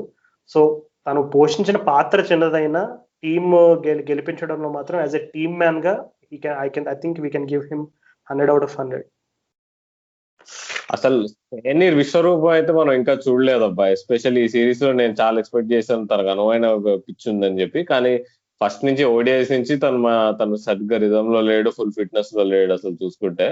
కానీ అయినా నేను ఎక్స్పెక్ట్ చేసింది ఏంటంటే గాబా టెస్ట్ మ్యాచ్ కి బాగా వేస్తాడు అని అనుకున్నాము. తను ఎప్పుడైతే తను ఇంజూరీ అయ్యే వరకు తను యాక్చువల్ గా చాలా బాగా వేసాడు ఆ 7 overs ఫస్ట్. ఎందుకంటే తన హైట్ కి, తను వేసే టైప్ ఆఫ్ బౌలింగ్ కి, తను వేసే లెన్స్ కి గాబా వికెట్ మొన్న పర్ఫెక్ట్ ఉండే. అసలు గాబా ఏంటి నీ ఆస్ట్రేలియన్ పిచ్ పర్ఫెక్ట్ అసలు. అండ్ ఇప్పుడు మనం అనుకున్నాం నటరాజన్ మళ్ళీ ఒక టెస్ట్ మ్యాచ్ ఆడతాడు లేదో డౌట్ ఉంది, మనం చెప్పలేమని అనుకున్నాం. కానీ నా దృష్టిలో అయితే సైని పక్కా he will play major role. మళ్ళీ నెక్స్ట్ టైం ఏమైనా సౌత్ ఆఫ్రికా వెళ్ళినా గానీ, ఆర్ నెక్స్ట్ ఇంగ్లాండ్ వెళ్ళినా గానీ మేబీ తన టైప్ ఆఫ్ బౌలింగ్ ని వాడుకోవచ్చేమో అనుకుంటున్నా. నెక్స్ట్ టైం ఆస్ట్రేలియా వెళ్తే మాత్రం ఎక్స్పీరియన్స్ తో నాకు తెలిసి Saini will be dangerous bowler. తను అసలు తన హార్డ్ వర్క్ గురించి అయితే నేను విన్నా ఏంటంటే తను ఎవరో ఇప్పుడు ఒక సెలెక్టర్ తను ఇండియాకి సెలెక్ట్ చేయలేదంట. నువ్వు నీ ఫిట్నెస్ సరిగ్గా ఉండదు, నువ్వు బౌలింగ్ ఎక్కువ వేయలేవు, నీవు పొద్దున్నే బౌలింగ్ 140 వేస్తావు, సాయంత్రం కల్లా 120 అయిపోతుంది స్పీడ్ అన్నట్ట. అలా అన్నందుకు సైని అసలు భయంకరంగా నీకు నీకు జిమ్ లో అది ఇది టైం స్పెండ్ చేసి అసలు ఫిట్నెస్ మీద ఎండోరెన్స్ మీద కాన్సన్ట్రేట్ చేసి ఒక్క రోజులో 30 ఓవర్లు బౌలింగ్ వేసి 150 స్పీడ్ టచ్ చేసేటట్టు బౌలింగ్ వేసి ఫోన్ చేసి సెలెక్టర్ కానీ అడిగాడంట, ఇట్లా బాబు ఏంది ఇప్పుడు చూసావా, నేను ఎంత స్పీడ్ వేస్తున్నాను, ఎన్నో ఓవర్లు వేస్తున్నా, రోజు చూస్తున్నాను, ఎప్పుడు సెలెక్ట్ చేస్తావు అన్నట్టు మాట్లాడాడంట. So is a very hard worker Saini, నాకు చాలా ఇష్టం. తను కంపేర్ టు సిరాజ్ ఇట్లా నీకు అంతంత బాగా లేదని అనిపించకపోయినా గానీ తన టాలెంట్ ఎప్పుడు అప్పుడు బయటపడుతుంది. నేనైతే వెయిటింగ్ దానికి. సిరాజ్ గురించి మాట్లాడుకున్నాం కాబట్టి అసలు ఇప్పుడు కొంతమంది అంటున్నారు దిస్ ఇస్ ఈ ఆస్ట్రేలియన్ సమ్మర్ ని సమ్మర్ ఆఫ్ సిరాజ్ అని కూడా అంటున్నారు కొంతమంది. తను వేసే బౌలింగ్ స్కిల్ గురించి అసలు నువ్వు సచిన్ ఒక వీడియో చేసాడు మొన్న నేను ఆ లైవ్ కూడా చూసాను. లైవ్ లో కామెంటేటర్స్ చెప్తున్నారు తను సిరాజ్ ఒక వాబుల్ సీమ్ బాల్ వేస్తే క్రాస్ సీమ్ వేసాడు సిరాజ్ క్రాస్ సీమ్ వేసాడు కాబట్టి బాల్ నీకు లోపలికి వస్తున్న బాల్ పిచ్ అయి నీకు బయటకు వెళ్ళింది, ఏదో ఒక క్రాక్ మీద ల్యాండ్ అయిపోయింది అని మాట్లాడుకున్నారు. కానీ సచిన్ బాగా కరెక్ట్ గా అబ్జర్వ్ చేసి తను ఒక థియరీతో మాట్లాడాడు. సో సిరాజ్ బాల్ ని లోపలికి వస్తున్న బాల్ ని పిచ్ అయ్యి బయటికి అయ్యేటట్టు చేయడం క్రాక్ మీద పడడం కాదు, అది సిరాజ్ స్కిల్ వల్ల commentators have got it wrong అని క్లియర్ గా ఎక్స్ప్లెయిన్ చేశాడు అనమాట. సిరాజ్ ఇట్లా నీకు సీమ్ పొజిషన్ ఒక డైరెక్షన్ లో ఉంటే బాల్ అట్టే పోతుంది, కానీ తను ఎప్పుడైతే తను రిస్ట్ యాక్షన్ వల్ల కొంచెం ఏదైతే నీకు వేరియేషన్ చూపించాడో దానివల్ల ఏమైందంటే నీకు లోపలికి వస్తుందని అనుకున్న బాల్ పడి నీకు బయటికి వెళ్ళింది అనమాట. అట్లా నీకు అది ఆ స్కిల్ అసలు బేసిక్ గా నీకు ఆస్ట్రేలియన్ కామెంటేటర్స్ అర్థం చేసుకోలేకపోయారు. సో సిరాజ్ స్కిల్ వైజ్ మాత్రం ఇది స్పెషల్ బౌలర్ తను. కానీ ఒక్కటి నేను చెప్పదలుచుకున్నా, తనని బాగా అంటే చాలా మంది ప్రైజ్ చేస్తున్నారు ఈ బౌల్డ్ వెరీ వెల్ అని, కానీ నేను కొంచెం కాషన్ అయితే ఆ విషయం మీద. ఎందుకంటే ఓకే తను చాలా అంటే నీకు చాలా కంట్రోల్ తో వేసాడు, రన్స్ అసలు ఫ్రీగా ఇవ్వలేదు, అదంతా ఓకే. బట్ ఐ ఫియర్ అంటే నీకు ఒకటి ఏంటంటే నీకు తన బెస్ట్ బౌలింగ్ పర్ఫార్మెన్స్ ఏదైతే 13 వికెట్స్ తీసాడో 3 మ్యాచెస్ లో, అది దానిలో మేజర్ గా అసలు కొన్ని మంచి డెలివరీస్ ఉన్నా కానీ ఆస్ట్రేలియన్ బ్యాట్స్మెన్ చేసిన మిస్టేక్స్ వల్ల కూడా తన వికెట్స్ ఈజీగా వచ్చినట్టు అనిపించింది. సో కొంచెం even though he was the leader of the attack, దీనిలో అంటే హీఈస్ నాట్ మొహమ్మద్ ఆసిఫ్ అంటున్నా. అట్లా మొహమ్మద్ ఆసిఫ్ ఎట్లయితే అప్పుడు ఇండియా మీద వికెట్లు తీసేసి అందరూ ఈజ్ అ జీనియస్ అన్నారు, మనం సిరాజ్ ని అట్లా అనలేము. స్టిల్ దానికి టైం ఉంది. మనం నెక్స్ట్ సిరీస్ లలో నీకు ఇంకా స్ట్రాంగర్ బ్యాటింగ్ లైనప్స్ మీద తన ఎట్లా పర్ఫార్మ్ చేస్తుందో దాన్ని బట్టి చెప్పొచ్చు. కానీ ఏదైతే తన ఎగ్జిక్యూషన్ ఉండేనో, ప్లాన్ ఎగ్జిక్యూషన్ కానీ, control of line and length కానీ, అది మాత్రం టాప్ క్లాస్ అసలు. ఒకటి నీకు ఫస్ట్ టెస్ట్ మ్యాచ్ ఆడినా, సెకండ్ టెస్ట్ మ్యాచ్ ఆడినా అసలు 30 టెస్ట్ మ్యాచ్ 40 టెస్ట్ మ్యాచ్లు ఆడినట్టుగా అసలు బౌలింగ్ వేసాడు. ఎస్పెషల్లీ నీకు బాల్ ని ఇన్ అండ్ అవుట్ నీకు ఆఫ్ ద పిచ్ మూవ్ చేయడం, ఎస్పెషల్లీ నీకు నీకు బాల్ లోపలికి వస్తుందని అనిపించి నీకు పడి నీకు బయటకు పోవడం, ఇట్లాంటిది అనేది అంత ఈజీ స్కిల్ కాదు.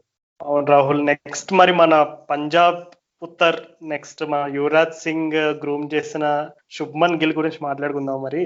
సో శుభ్మన్ గిల్ నాకు ఇంకా గుర్తుంది, అతను అండర్-19 వరల్డ్ కప్ ఆడినప్పుడు మా కొలీగ్ ఏమో పృథ్వీ షాని చాలా హైగా రేట్ చేసేవాడు. అసలు పృథ్వీ షా అంటే అది ఇది అని అసలు ఒక మ్యాజికల్ వర్డ్స్ అన్ని చెప్పేవాడు. నేను అనేవాడిని ఓకే మన ఇద్దరం బెట్ వేసుకుందాము, few years down the line ఇద్దరులో ఎవరు మంచి ఎస్టాబ్లిష్ క్రికెటర్ అవుతారో చూద్దామని చెప్పి ఊరికే సరదాగా ఒక స్టేట్మెంట్ అన్నాను.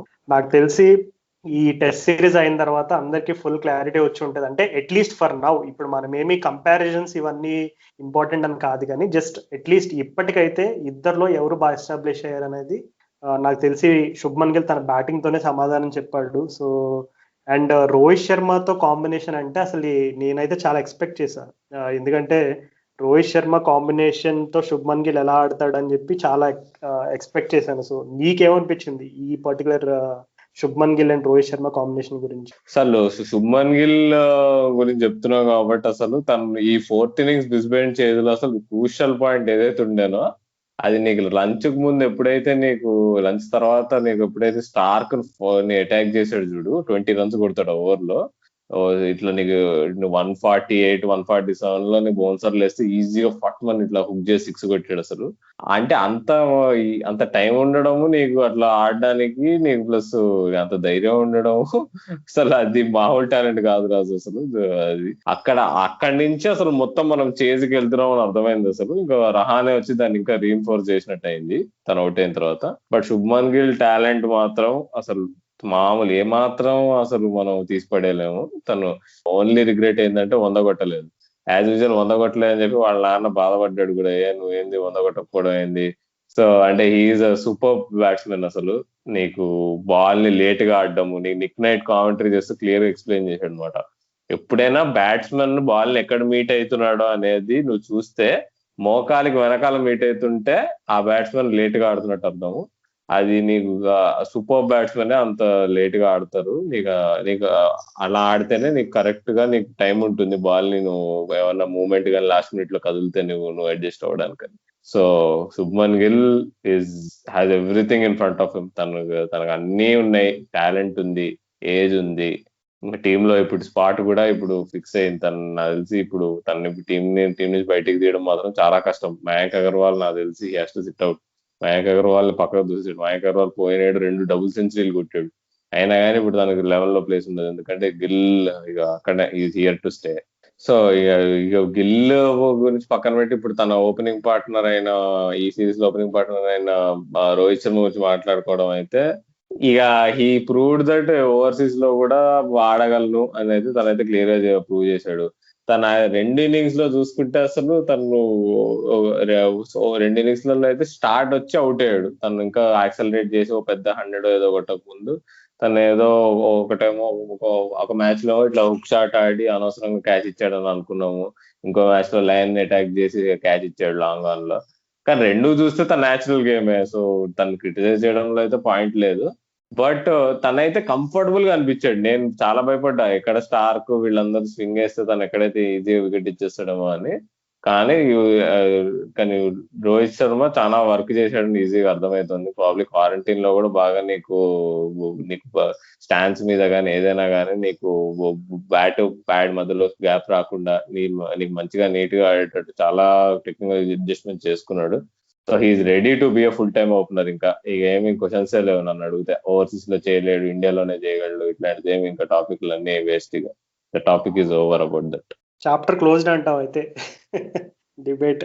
సో కానీ అదే రోహిత్ శర్మ గురించి పాపం ఫ్యాన్స్ కూడా ఎక్కువగా డిసప్పాయింట్ అయింది ఏంటంటే అసలు తనని బ్యాటింగ్ చూస్తే ఒక టాలెంట్ అనే పదం కనుక ఒక మనిషి రూపంలో ఆడితే ఎలా ఉంటుందో, స్కిల్, టాలెంట్, ఎలిగెన్స్, ఇంకా చెప్పుకుంటూ పోతే గ్రేస్, అబ్బో పదాలు వస్తానే ఉన్నాయి. ఎందుకంటే రోహిత్ శర్మ బ్యాటింగ్ అంటేనే ఒక రకమైనటువంటి తన్మయత్వానికి లోన్ అవుతాం అనమాట. అసలు నిజంగా అసలు ఎంత అద్భుతమైన టైమింగ్ అది. అబ్బో అసలు నాకు ఇలా మాట్లాడుతుంటే నాకు లిటరల్ గా రోహిత్ శర్మ బ్యాటింగ్ నాకు ముందు కనబడుతుంది. So that is the magic that people like Rohit Sharma can create. And అలాంటి ప్లేయర్స్ అన్ని అడిగితే వన్స్ ఇన్ జనరేషన్ ఉంటారు అనమాట. అంటే I'm just purely talking about the skill and elegance level. ఇంకా వేరే టాపిక్స్ వేరే ఫ్యాక్టర్స్ కన్సిడర్ చేయట్లేదు ఇంట్లో. బట్ అదే అంటే అంత అద్భుతమైన టాలెంట్ ఉన్న ప్లేయర్స్ అట్లా అవుట్ అవడం చేసేసరికి ఎవరికైనా ఒక సగటు అభిమానికి ఖచ్చితంగా కొంచెం బాధపడతారు. అరే ఏంట్రా కొంచెం ఇంకా బెటర్గా ఆడుండాల్సింది అనేది. సో ఈ ఫ్యాక్టర్స్ ని పక్కన పెడితే నువ్వు చెప్పినట్టు I think it's safe to say that he has proved himself. And talent, technique ఇవన్నీ మాట్లాడుకుంటున్నాం. సో మరి మన తెలుగు అబ్బాయిన హనుమ విహారీ గురించి కూడా మాట్లాడుకోవాలి. ఎందుకంటే అసలు టెక్నిక్ వైజ్ అంటే ఇండియాలో ఫ్రంట్ ఫుట్ ప్రెస్ అని అంటారు టెస్ట్ క్రికెట్ లో. ఫ్రంట్ ఫుట్ ప్రెస్ అంటే ఒక బ్యాట్స్మెన్ వేసినప్పుడు బ్యాట్స్మెన్ డిఫెండ్ చేసే technique of the front foot. అంటే ఫ్రంట్ ఫుట్ పైన అతను డిఫెండ్ చేసే టెక్నిక్ ని చాలా మంది అసలు ఒక చాలా క్రూషియల్ గా ఎగ్జామిన్ చేసి దాన్ని బట్టి వెదర్ ఈజ్ ఇంటర్నేషనల్ స్టాండర్డ్ ప్లేయరా లేదు డొమెస్టిక్ ప్లేయరా, లేదు లోకల్ ప్లేయరా, ఇట్లా కూడా క్లాసిఫై చేసే కొన్ని ఈక్వేషన్స్ ఉంటాయి. సో టెక్నికల్గా మనం మాట్లాడుకుంటే ఇండియాలో ప్రజెంట్ ఫార్వర్డ్ ప్రెస్లో నీకు టాప్ 4 ఆర్ టాప్ 5 తీయాలంటే ఖచ్చితంగా టాప్ 3లో హనుమ విహారీ ఉంటాడు. అంటే is so highly rated in terms of his forward press and the technical abilities that he has. అది అతను రన్స్ రూపంలో ఆంధ్రాకి రన్స్ కొడుతూ కొడుతూ ప్రూవ్ చేసుకున్నాడు, కష్టపడి ఇండియా టీంలో ప్లేస్ సంపాదించుకున్నాడు. అండ్ ఈ టెస్ట్ సిరీస్ ముందు విరాట్ కోహ్లీ కూడా ఈ టెస్ట్ మ్యాచ్ లో ఎక్కువగా ఎక్స్పెక్టేషన్స్ ఎవరిపైన ఉన్నాయంటే ఎక్స్పెక్టెడ్ నేమ్స్ కాకుండా అన్ఎక్స్పెక్టెడ్ నేమ్స్ లో ఫస్ట్ తను చెప్పిన name Hanuma Vihari. And already Hanuma Vihari అంటే కోహ్లీకే కాదు టీంలో అతని రోల్ గురించి కానీ అతని టీం అంతా కూడా అతను ఎంత ఇష్టం అనేది ఆల్రెడీ కోహ్లీ ఒకటి రెండు సందర్భాల్లో చెప్పాడు. కానీ నాకు ఎందుకో ఈ సిరీస్ లైక్ ఒక విధంగా అంటే ఓకే విహారీ ఆ రోజు సిడ్నీలో ఆడిన పార్ట్నర్షిప్ అది లిటరల్ గా జన్మ జన్మలు గుర్తుండిపోయే పార్ట్నర్షిప్ అది. కానీ ఇప్పుడు మనం ఇన్ని పేర్లు చెప్పుకున్నాం, సో ఇన్ని పేర్లు అయిన తర్వాత do you think Vihari will get a place or Vihari will get a chance again అని నువ్వు అనుకుంటున్నావా? ఏమో రాజు, అది చాలా పెద్ద క్వశ్చన్ నిజంగా. అందరికి విహారీ ఇష్టము, తన టీం అందరికి ఇష్టము, కోహ్లీకి ఇష్టం, అందరికి ఇష్టం. కానీ మరి ఇప్పుడు ఎట్లా, మరి ఎట్లా తీసుకొస్తా? శుభ్మన్ గిల్ ఏమో వచ్చి సెటిల్ అయిపోయినట్టు కనిపిస్తున్నాడు. ఇప్పుడు నీకు ఇండియాలో అసలు మామూలుగానే నంబర్ 6 లో జడేజాని ఆడిస్తారు నీకు. మరి పంత్ ఏమో, మరి ఇక పంత్ను బయట పెట్టడం మాత్రం సాహసమే అని చెప్పాలి. నీకు ఇప్పుడు ఇంగ్లాండ్ స్క్వాడ్ వస్తే దానిలో ఇప్పుడు హార్దిక్ పాండ్యాని సెలెక్ట్ చేశారు బ్యాట్స్మెన్ గా, ప్యూర్ బ్యాట్స్మెన్ గా. మరి ఇన్ని జరుగుతున్నాయి మరి ఇక అంటే మరి ఎట్లా, మరి ఎలా మరి తను మరి విహారీ మళ్ళీ ఎప్పుడు ఆడతాడా అనేది నాకైతే కొంచెం చింతగానే ఉంది. కానీ తను మాత్రం ఎవరికి తక్కువ కాదు. ఇప్పుడు ఈ వీళ్ళందరి పేర్లు ఏదైతే మాట్లాడుకున్నామో, ఎవరైతే కొత్తగా వచ్చారు టీంలోకి, తను విహారీ తర్వాత విహారీ 2 ఏళ్ల నుంచి ఆడుతున్నా కానీ వీళ్ళందరిలోకి తనైతే తను మాత్రం తీసి పాడేయలేము. హోప్ఫుల్లీ తను మళ్ళీ తన నంబర్ 5 నంబర్ 6 లో ఎట్లానో అట్లా తను స్పాట్ లో సెటిల్ అవుతాడని కోరుకుందాము. తను ఓవర్సీసే కాకుండా ఇండియాలో కూడా మరి ఆడే ఛాన్స్ దొరుకుతుందా అనేది చూడాలి. కానీ ఓవర్సీస్ లో అయితే మాత్రం తన క్యారెక్టర్ చాలా ఇంపార్టెంట్. అట్లాంటి నీకు స్టఫ్ క్యారెక్టర్స్. హోప్ఫుల్లీ తనకు మళ్ళీ ఇంకో ఛాన్స్ వస్తుందని మనం అయితే ప్రార్థిద్దాం. వస్తుందని నమ్ముతున్నాను నేనైతే గట్టిగా. అవును రాహుల్, ఇప్పటివరకు చాలా సీరియస్ ముచ్చట్లు చెప్పుకున్నాం. ఒక చిన్న ఫన్ విషయం చెప్పి మరలా మనం డిస్కషన్ లోకి వెళ్ళిపోదాం. లాస్ట్ రోజు అది ఆల్రెడీ అంతకు ముందు ఎపిసోడ్ లో మెన్షన్ చేసిన గుర్తులేదు, అంటే పుజారాకి దెబ్బలు తగులుతున్నప్పుడు అశ్విన్ వాళ్ళ కూతుర్లు ఇద్దరు కూడా అశ్విన్ దగ్గరికి వాళ్ళ మమ్మీ దగ్గరికి వెళ్ళి ఏంటి లైక్ పుజారా అంకుల్ అంటే ఈ ఆస్ట్రేలియా వాళ్ళకి ఇష్టం ఉండదా, ఎందుకు అలాగా మాట్లాడితే కొట్టేస్తున్నారు, బాడీ పైన ఎందుకు అలా దెబ్బలు కొడుతున్నారు, మనం అర్జెంట్ గా స్టేడియంకి వెళ్ళి అసలు పుజారా అంకుల్ ఎలా ఉన్నాడో చూడాలి మనం, అసలు నాకే చాలా ఇబ్బంది ఉంది అనే టైప్ లో వాళ్ళు ఎక్స్ప్రెస్ చేశారంట. అంటే వాట్ ఏ వండర్ఫుల్ మూమెంట్ కదంటే, చిన్న పిల్లలు కూడా క్రికెట్ అర్థం చేసుకునే రేంజ్ లో they knew that Pujara is sort of getting a lot of battering అని వాళ్ళు కూడా అర్థం చేసుకుని ఇట్స్ లిటిల్ స్వీట్ మూమెంట్ గా చెప్పుకోవచ్చు. సో మన అశ్విన్ గురించి కూడా చెప్పుకోవాలి. అసలు ఈ సిరీస్ లో లిటరల్ గా నన్ను అడిగితే పేరుకి కెప్టెన్ రహానే ఉన్నాడు, కానీ కెప్టెన్ అనే ఒక పేరు ముద్ర లేకుండా క్యాప్టెన్సీ చేసిన వాళ్ళలో కీ రోల్ ప్లే చేసిన వాళ్ళు ఎస్పెషల్లీ అశ్విన్ నాకు తెలిసి ఫస్ట్ ఉంటాడు. ఆల్రెడీ తన కాంట్రిబ్యూషన్ ఆఫ్ ద ఫీల్డ్ ఎలా ఉన్నది అనేది నువ్వు ఆల్రెడీ ఒక ఎపిసోడ్ లో చాలా క్లియర్ గా చెప్పావు. సో అశ్విన్ పర్ఫార్మెన్స్ గురించి అండ్ ఎస్పెషల్లీ బ్యాటింగ్ గురించి కొంచెం క్రిటిసిజం ఉంది అశ్విన్కి, ఎందుకంటే అతను స్టార్టింగ్ లో చూపించినంత ప్రామిస్ ఈ మధ్యన కనబడట్లేదు, అశ్విన్ కూడా ఏదో ఒక టేలెంటర్ లాగా అయిపోయాడు అన్న రకమైనటువంటి క్రిటిసిజం కూడా హ్యాండిల్ చేసి నాకు తెలిసి టెస్ట్ సిరీస్ లో ఒక ఆల్రౌండర్ లాంటి రోల్ పోషించాడని చెప్పుకోవాలి. ఏమంటావు? రాజు, అసలు ఈసారి మాత్రం బ్యాటింగ్ తో కూడా తను కాంట్రిబ్యూట్ చేసి తను బౌలింగ్ లో కూడా నీకు తను ఇంజూరీ అయ్యి బ్యాక్ ప్రాబ్లం ఉన్నా కానీ తను కష్టపడి 3 టెస్ట్ మ్యాచెస్ ఫుల్ గా ఆడాడు. తను ఫోర్త్ కూడా గట్టిగా ఏమన్నా ఓపిక బట్టి నేను ఆడాల్సిందే అంటే ఆడేవాడేమో మనకేం తెలుసు. కానీ అసలు అశ్విన్ ఈ ఈ సిరీస్ తో తను ప్రూవ్ చేసుకున్నాడు ఏంటంటే, నేను ఇండియాలోనే కాదు వేరే కండిషన్స్ లో కూడా నేను వేయగలను, వికెట్స్ తీయగలను అని చెప్పి క్లియర్ గా ప్రూవ్ చేసుకున్నాడు. తను ఫస్ట్ 2 టెస్ట్ మ్యాచెస్ అయితే తను స్మిత్ ని అభిషేక్ ఇద్దరిని అసలు భలే వేసాడు బౌలింగ్. వాళ్ళకైతే అసలు నీకు తనకి చాలా యాడ్ చేసుకున్నాడు అబ్బా. తన బౌలింగ్ కి చాలా కొత్తగా వేస్తున్నట్టు అనిపించింది. తను ఇండియాలో ఒక రకంగా వేస్తాడు, ఇక్కడ ఆస్ట్రేలియాలో ఒక రకంగా వేసాడు నీకు. సో అశ్విన్ కంటే బెటర్ థింకింగ్ క్రికెటర్ ఇప్పుడు కరెంట్ గా అయితే ఎవ్వరూ లేరు. తను చేస్తున్న ఈ సిరీస్ మొత్తంలో అయితే తను చేసిన యూట్యూబ్ వీడియోస్ అయితే చాలా బాగా ఎంజాయ్ చేశారు. తను ప్రతి మ్యాచ్ కి ముందు ఆ వెన్యూ గురించి, అక్కడ అక్కడ వికెట్ ఎట్లుంటుంది, అక్కడ ఎక్స్పీరియన్స్ ఎట్లుంటుంది, గ్రౌండ్ లో డ్రెస్సింగ్ రూమ్స్ ఎట్లున్నాయి, దీని గురించి వీడియోలు చేశాడు తమిళ్లో. వాటికి సబ్ టైటిల్స్ కూడా ఉంటాయి, కుదిరితే చూడండి, చాలా భలే బాగుంటాయి అసలు అవి. సో అశ్విన్ అయితే ఇక ఇక హీరో అబ్బా నా దృష్టిలో. ఇదేంటి ఈ సిరీస్ లో తను ఎప్పుడైతే సిడ్నీలో తను విహారీ ఆడిన పార్ట్నర్షిప్ అదే టర్నింగ్ పాయింట్ నన్ను అడిగితే. నేను అంటే ఇక ఒకటి చెప్పాలి, నేను ఏంటంటే నాకు బ్రిస్బేన్ విక్టరీ అంటే ఎంత ఆనందం ఇచ్చిందో, సిడ్నీది కూడా నాకు ఈక్వల్ ఇఫ్ నాట్ బెటర్ అంతే ఆనందం ఇచ్చింది. ఎందుకంటే నాకు బేసిక్ అప్పుడు ఆ మ్యాచ్ గెలిచినప్పుడే ఆ పార్ట్నర్షిప్ అప్పుడే అర్థమైపోయింది మనం ఇది మామూలు టీం కాదు, మనం గెలవబోతున్నాం అని. అలా ఆ టర్న్ అరౌండ్ కి నాకు తెలిసి అశ్విన్ చాలా పెద్ద రోల్ ప్లే చేశాడు అసలు. సో రాహుల్, ఇప్పటివరకు మనం ఇండియన్ పర్స్పెక్టివ్ లో ఇండియా హీరోస్ గురించి మాట్లాడుకున్నాం, కానీ అసలు లైక్ 9/10 పీపుల్ అందరూ ఆస్ట్రేలియా సిరీస్ గెలిచేస్తుంది, ఆస్ట్రేలియాదే అని అందరూ ప్రిడిక్ట్ చేశారు, ఎక్స్పెక్ట్ కూడా చేశారు. నాకు తెలిసి దాంట్లో ముఖ్య కారణం ఏంటంటే Steve Smith and David Warner ఇద్దరు ఉండడం అనేది మెయిన్ ఫ్యాక్టర్ గా అనుకుని ఉంటారు. ఎందుకంటే స్టీవ్ స్మిత్, డేవిడ్ వార్నర్ ఉన్నారంటే ఖచ్చితంగా ఒకరు మిస్ అయిన ఇంకొకరు ఆడతారనే నమ్మకంతో ఆ ప్రెడిక్షన్స్ కి ఎక్కువ ఊతం పోసి ఉంటుంది. సో నీ దృష్టిలో అసలు ఈ ఆస్ట్రేలియన్ పర్స్పెక్టివ్ లో ఈ సిరీస్ వాళ్ళు అలా పర్ఫామ్ చేయడానికి వాళ్ళ ఓటమికి గల ముఖ్య కారణాలు ఏమని అనుకుంటున్నావు?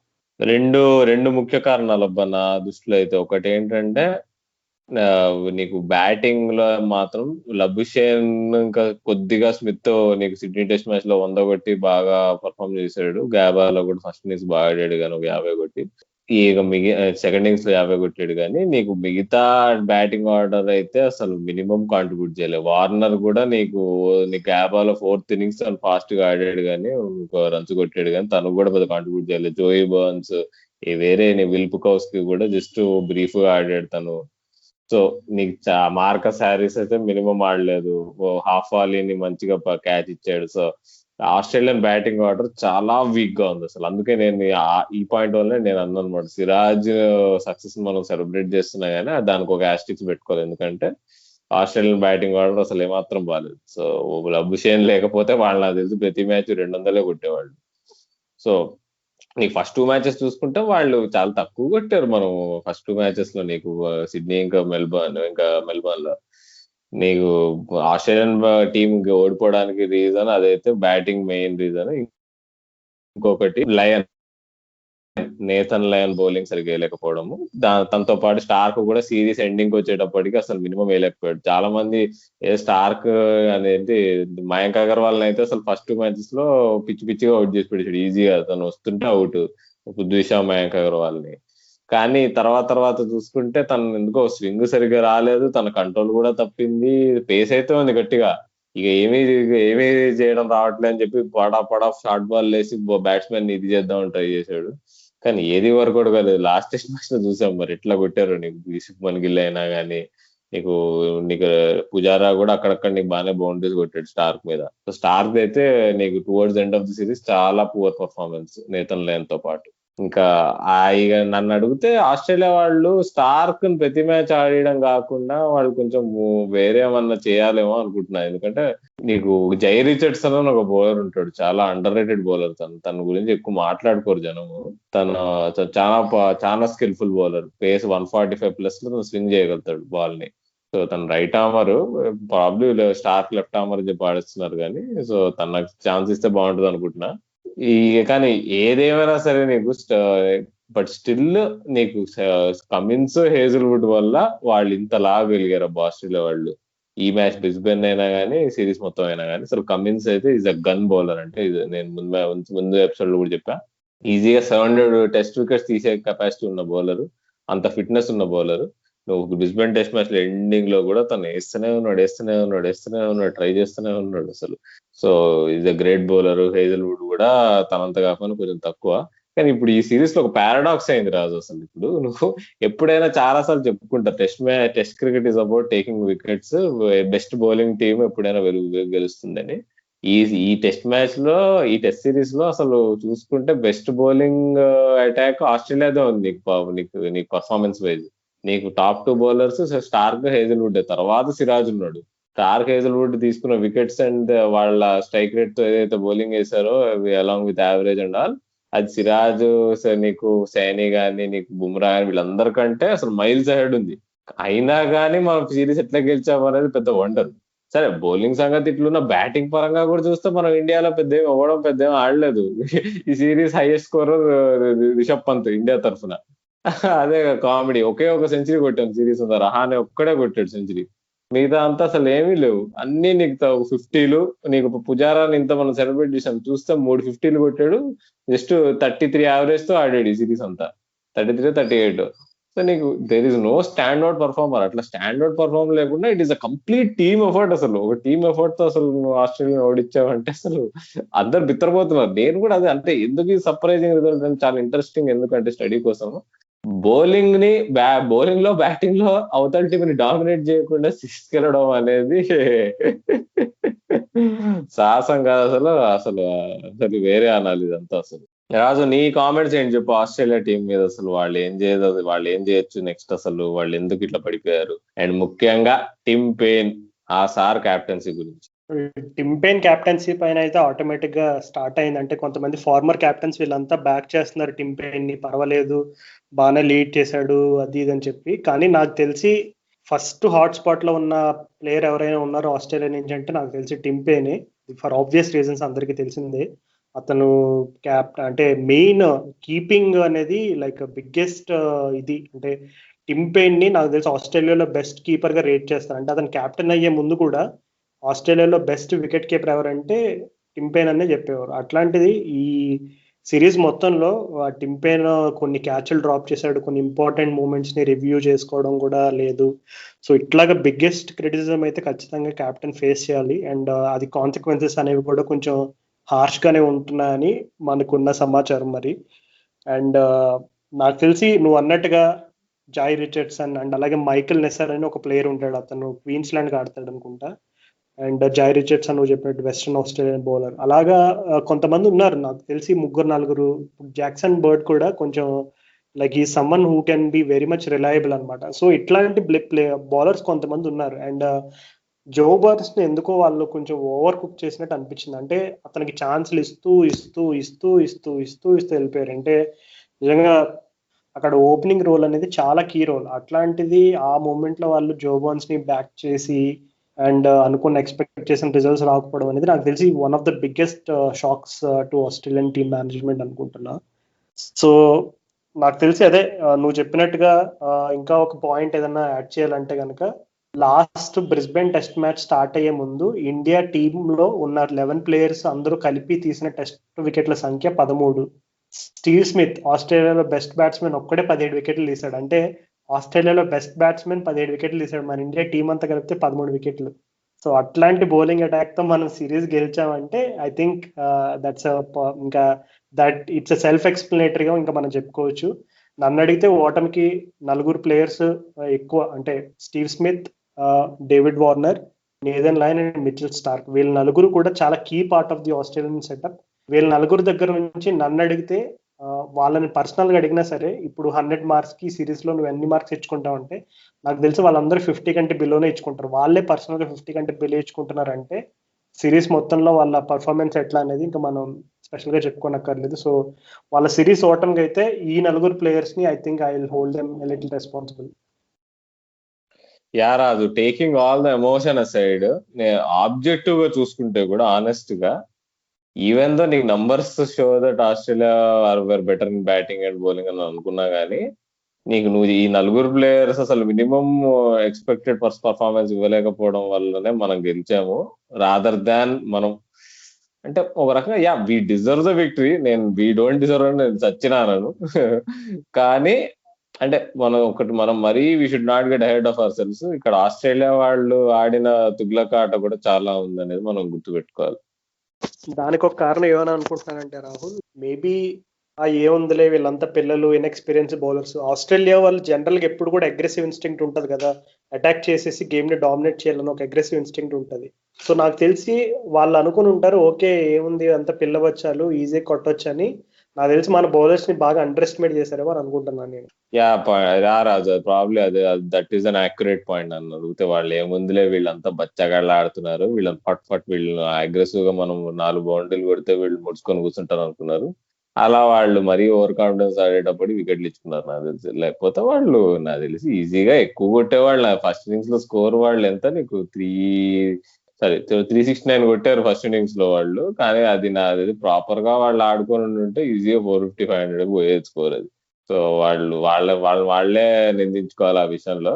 సో ఈవెన్ దో నీకు కమిన్స్, హేజల్వుడ్, లబుషేన్ వీళ్ళు గుంజుకొచ్చారు కానీ టీంని, వాళ్ళకి there is a lot of work to do. Okay, so Rahul ఇప్పటికే మనం చాలా ముచ్చట్లు చెప్పుకున్నాం. మన లిసనర్స్ కూడా బోర్ కొట్టేసి ఉంటుంది, ఏంట్రా బాబు ఇండియాని ఎత్తి ఎత్తి పైకి పడేస్తున్నారు అని. సో ఈ పాయింట్ మాత్రం చెప్పకుండా మనం ఎపిసోడ్ని కంక్లూడ్ చేయలేము. Rahane captaincy and Kohli captaincy. So పర్సనల్గా ఈ ఇద్దరు క్యాప్టెన్సీలో నువ్వు గమనించిన డిఫరెన్సెస్ ఏంటి, and how much do you rate both their captaincy? శ్రోతలకు ఈ విషయం తెలియదు అనుకుంటా. మేము బాక్సింగ్ డే రోజు స్పెషల్ ఎపిసోడ్ ఒక రికార్డ్ చేసాం గుర్తుంటే. బాగా ఎక్సైటెడ్ గా ఫీల్ అయ్యి ఆ రోజు మస్తు ఆడిన టీము రానే కింద అన్నట్టు మాట్లాడి ఆ ఎపిసోడ్ లో మేము ఒక సెగ్మెంట్ కట్ చేసాం. ఎందుకు అంటే ఆ సెగ్మెంట్ లో మేము అప్పుడే మాట్లాడేసుకున్నాం ఫస్ట్ డేనే. నేను అన్నా అప్పుడు రాజుతో రికార్డింగ్ చేస్తున్నప్పుడు, రాజు ఈ టీం చాలా తేడాగా ఆడుతుంది, అసలు ఫస్ట్ డేనే చూస్తున్నాము, ఏంది రాజు ఇంత ఇంత తేడా అయింది, ఒక క్యాప్టెన్సీ చేంజ్ వల్ల ఇంత చేంజ్ అది ఇది అని మేము చాలా ఒక డీసెంట్ డిస్కషన్ అయింది. కానీ దాన్ని కావాలి మేము ఓకే మేము మరీ ఓవర్ రియాక్ట్ అవుతున్నాం అని చెప్పి అది కట్ చేసి పడేసాం. సో ఇప్పుడు మళ్ళీ ఈ సిరీస్ మొత్తం అయిపోయింది, సిరీస్ గెలిచాము ఇప్పుడు. సో ఇప్పుడు ఈ డిస్కషన్ పెట్టుకోక మేమైతే తప్పించుకోలేము. నన్ను అడిగితే మాత్రం తెలుసు చాలా పెద్ద చేంజ్ ఉంది. అది నన్ను అయితే రాజు, నేను అడిగితే మాత్రం రాజు అయితే నీకు ఎట్లయితే ముందైతే టీం ఆడేదో వాళ్ళు నీకు నీకు టీమ్ లో అప్పుడు కూడా ఒకసారి మాట్లాడుకున్నాం ఏంటంటే, ఇదివరకు ఇప్పుడు Kohli was a dominant figure. నీకు ఎక్కడ చూసినా కోహ్లీ కనిపించేవాడు, కెమెరా కూడా కోహ్లీ పైన ఉండేది, అదే ఉండేది. ఇప్పుడు చూస్తే నీకు రహానేతో పాటు రోహిత్ శర్మ, అశ్విన్, బుమ్రా, ఆఖరికి నీకు ఎండింగ్ వచ్చినప్పుడు సిరాజ్ లాంటి వాళ్ళు కూడా రెస్పాన్సిబిలిటీ తీసుకొని ప్లేయర్స్ తో మాట్లాడుతూ వాళ్ళు కూడా నీకు బాగా కనిపించడం స్టార్ట్ అయింది. వాళ్ళు కూడా నీకు ప్రెస్ కాన్ఫరెన్సెస్ లో నీకు కాన్ఫిడెంట్ గా మాట్లాడడం జరిగింది. సో ఇదంతా నాకు తెలిసి దేర్ ఇస్ సమ్ అనే మనం క్రెడిట్ ఇవ్వాల్సిందే. రహానే ఆ అట్మాస్ఫియర్ క్రియేట్ చేసినందుకు అసలు మనం క్రెడిట్ మాత్రం ఇవ్వాల్సిందే. మరి అసలు కోహ్లీ కింద ఎందుకు మనం ఈ దృశ్యాలు ఎందుకు కనిపించలేదు? Are we still over reacting? మనం ఫస్ట్ డే రోజు నేను చెప్పినప్పుడు ఓవర్ రియాక్ట్ అయినాం అని అనుకున్నాము, కానీ is it fair to say ఇప్పుడు కూడా ఇట్లా ఎందుకు అవుతుంది? మేబీ ఏమైనా లోపం ఉందా అని అనొచ్చా కోహ్లీ కెప్టెన్సీలో? అంటే నేను అబ్జర్వ్ చేసింది అయితే డెఫినెట్లీ ప్లేయర్స్ కి కొంచెం ఎక్కువ ఫ్రీడమ్ ఉన్నట్టయితే కనబడుతుంది రహానే కింద. అది ఇంకేదైనా ఎగ్జాంపుల్ గా చెప్పుకోవాలంటే నువ్వు చెప్పిందే, ఇప్పుడు రహానే కాకుండా అశ్విన్, పుజారా అండ్ టీంలో సీనియర్ ఫిగర్స్ అందరూ కూడా లీడర్షిప్ రోల్ అనేది ప్లే చేశారు. సో కోహ్లీ కింద అది ఉండదా అంటే అది తప్పు. అది అంటే కోహ్లీ కింద కూడా డెఫినెట్లీ సీనియర్ ప్లేయర్స్ రెస్పాన్సిబిలిటీస్ తీసుకుంటారు. కానీ రహానే ఈజ్ మోర్ ఆఫ్, అతని పర్సనాలిటీ కూడా చూసుకుంటే more of very calm and composed గా కనబడతాడు. సో పర్సనాలిటీ ట్రేట్స్ లోనే మనకి చాలా డిఫరెన్సెస్ కనబడతాయి. కోహ్లీ కొంచెం అగ్రెసివ్, కొంచెం on your face character type లో ఉంటాడు.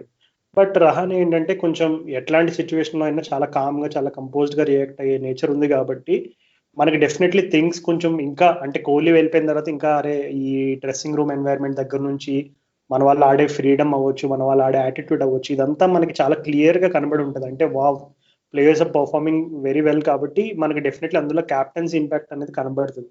కానీ నన్ను అడిగితే ఏమంటే రవి శాస్త్రి ఏం స్టేట్మెంట్ చెప్పాడంటే ఎండింగ్ లో, కోహ్లీ మాతో ఫిజికల్ గా లేడు కానీ ఇది కోహ్లీ బిల్డ్ చేసిన టీమే, ఇది ఏదో ఒక ఓవర్ నైట్ లో అయిపోలేదు ఇదేమి కూడా. అసలు నేను సాధారణంగా ఎమోషనల్ అవ్వను, అట్లాంటిది నేనే ఎమోషనల్ అయిపోతున్నా అని చెప్పి రవిశాస్త్రి కూడా చాలా లిటరల్ గా ఇంకా కళ్ళల్లో నీళ్ళు ఒకటే తక్కువ అలా మాట్లాడాడు అనమాట. అంటే అది కూడా పాయింట్. అంటే కోహ్లీ ఇప్పుడు మనం చూసుకుంటే వన్ డేస్ లో సౌరవ్ గంగూలీ ఒక ఇండియన్ క్రికెట్ ని కంప్లీట్ మార్చేశాడని చాలా మంది ఇప్పటికే అంటూ ఉంటారు. అంటే అగ్రెసివ్ గా ఇప్పుడు ఎప్పుడైతే మనం ఇంగ్లాండ్ లో నాట్వెస్ట్ ట్రోఫీ గెలవడం అవ్వచ్చు, ఇవన్నీ కూడా కొన్ని మూమెంట్స్ గా చెప్తారు. కానీ టెస్ట్ క్రికెట్ లో సచిన్ టెండూల్కర్, వివిఎస్ లక్ష్మణ్, రాహుల్ ద్రవిడ్, వీరేంద్ర సెహ్వాగ్ ఇట్లాంటి లెజెండ్స్ చాలా మంది ఉన్నప్పుడు కూడా అట్లాంటి టీంతో కూడా మనం ఇంత కన్సిస్టెంట్ గా ఎప్పుడు గెలవలేకపోయాం. అంటే ఏ కండిషన్స్ లో, ఎస్పెషల్లీ ఫారిన్ కండిషన్స్ లో.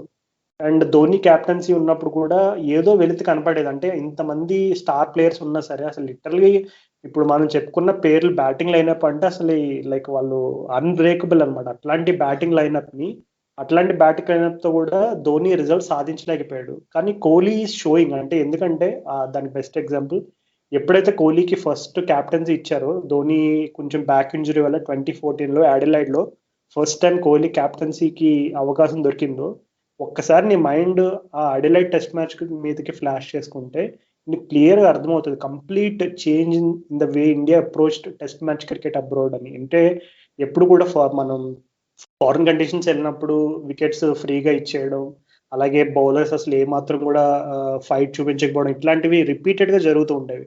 కానీ కోహ్లీ క్యాప్టెన్సీ తీసుకున్నప్పటి నుంచి డెఫినెట్లీ అది ఆ మొమెంటం అనేది కంప్లీట్లీ షిఫ్ట్ అయింది. డెఫినెట్లీ ఒక పాజిటివ్ అప్రోచ్ అనేది స్టార్ట్ అయింది.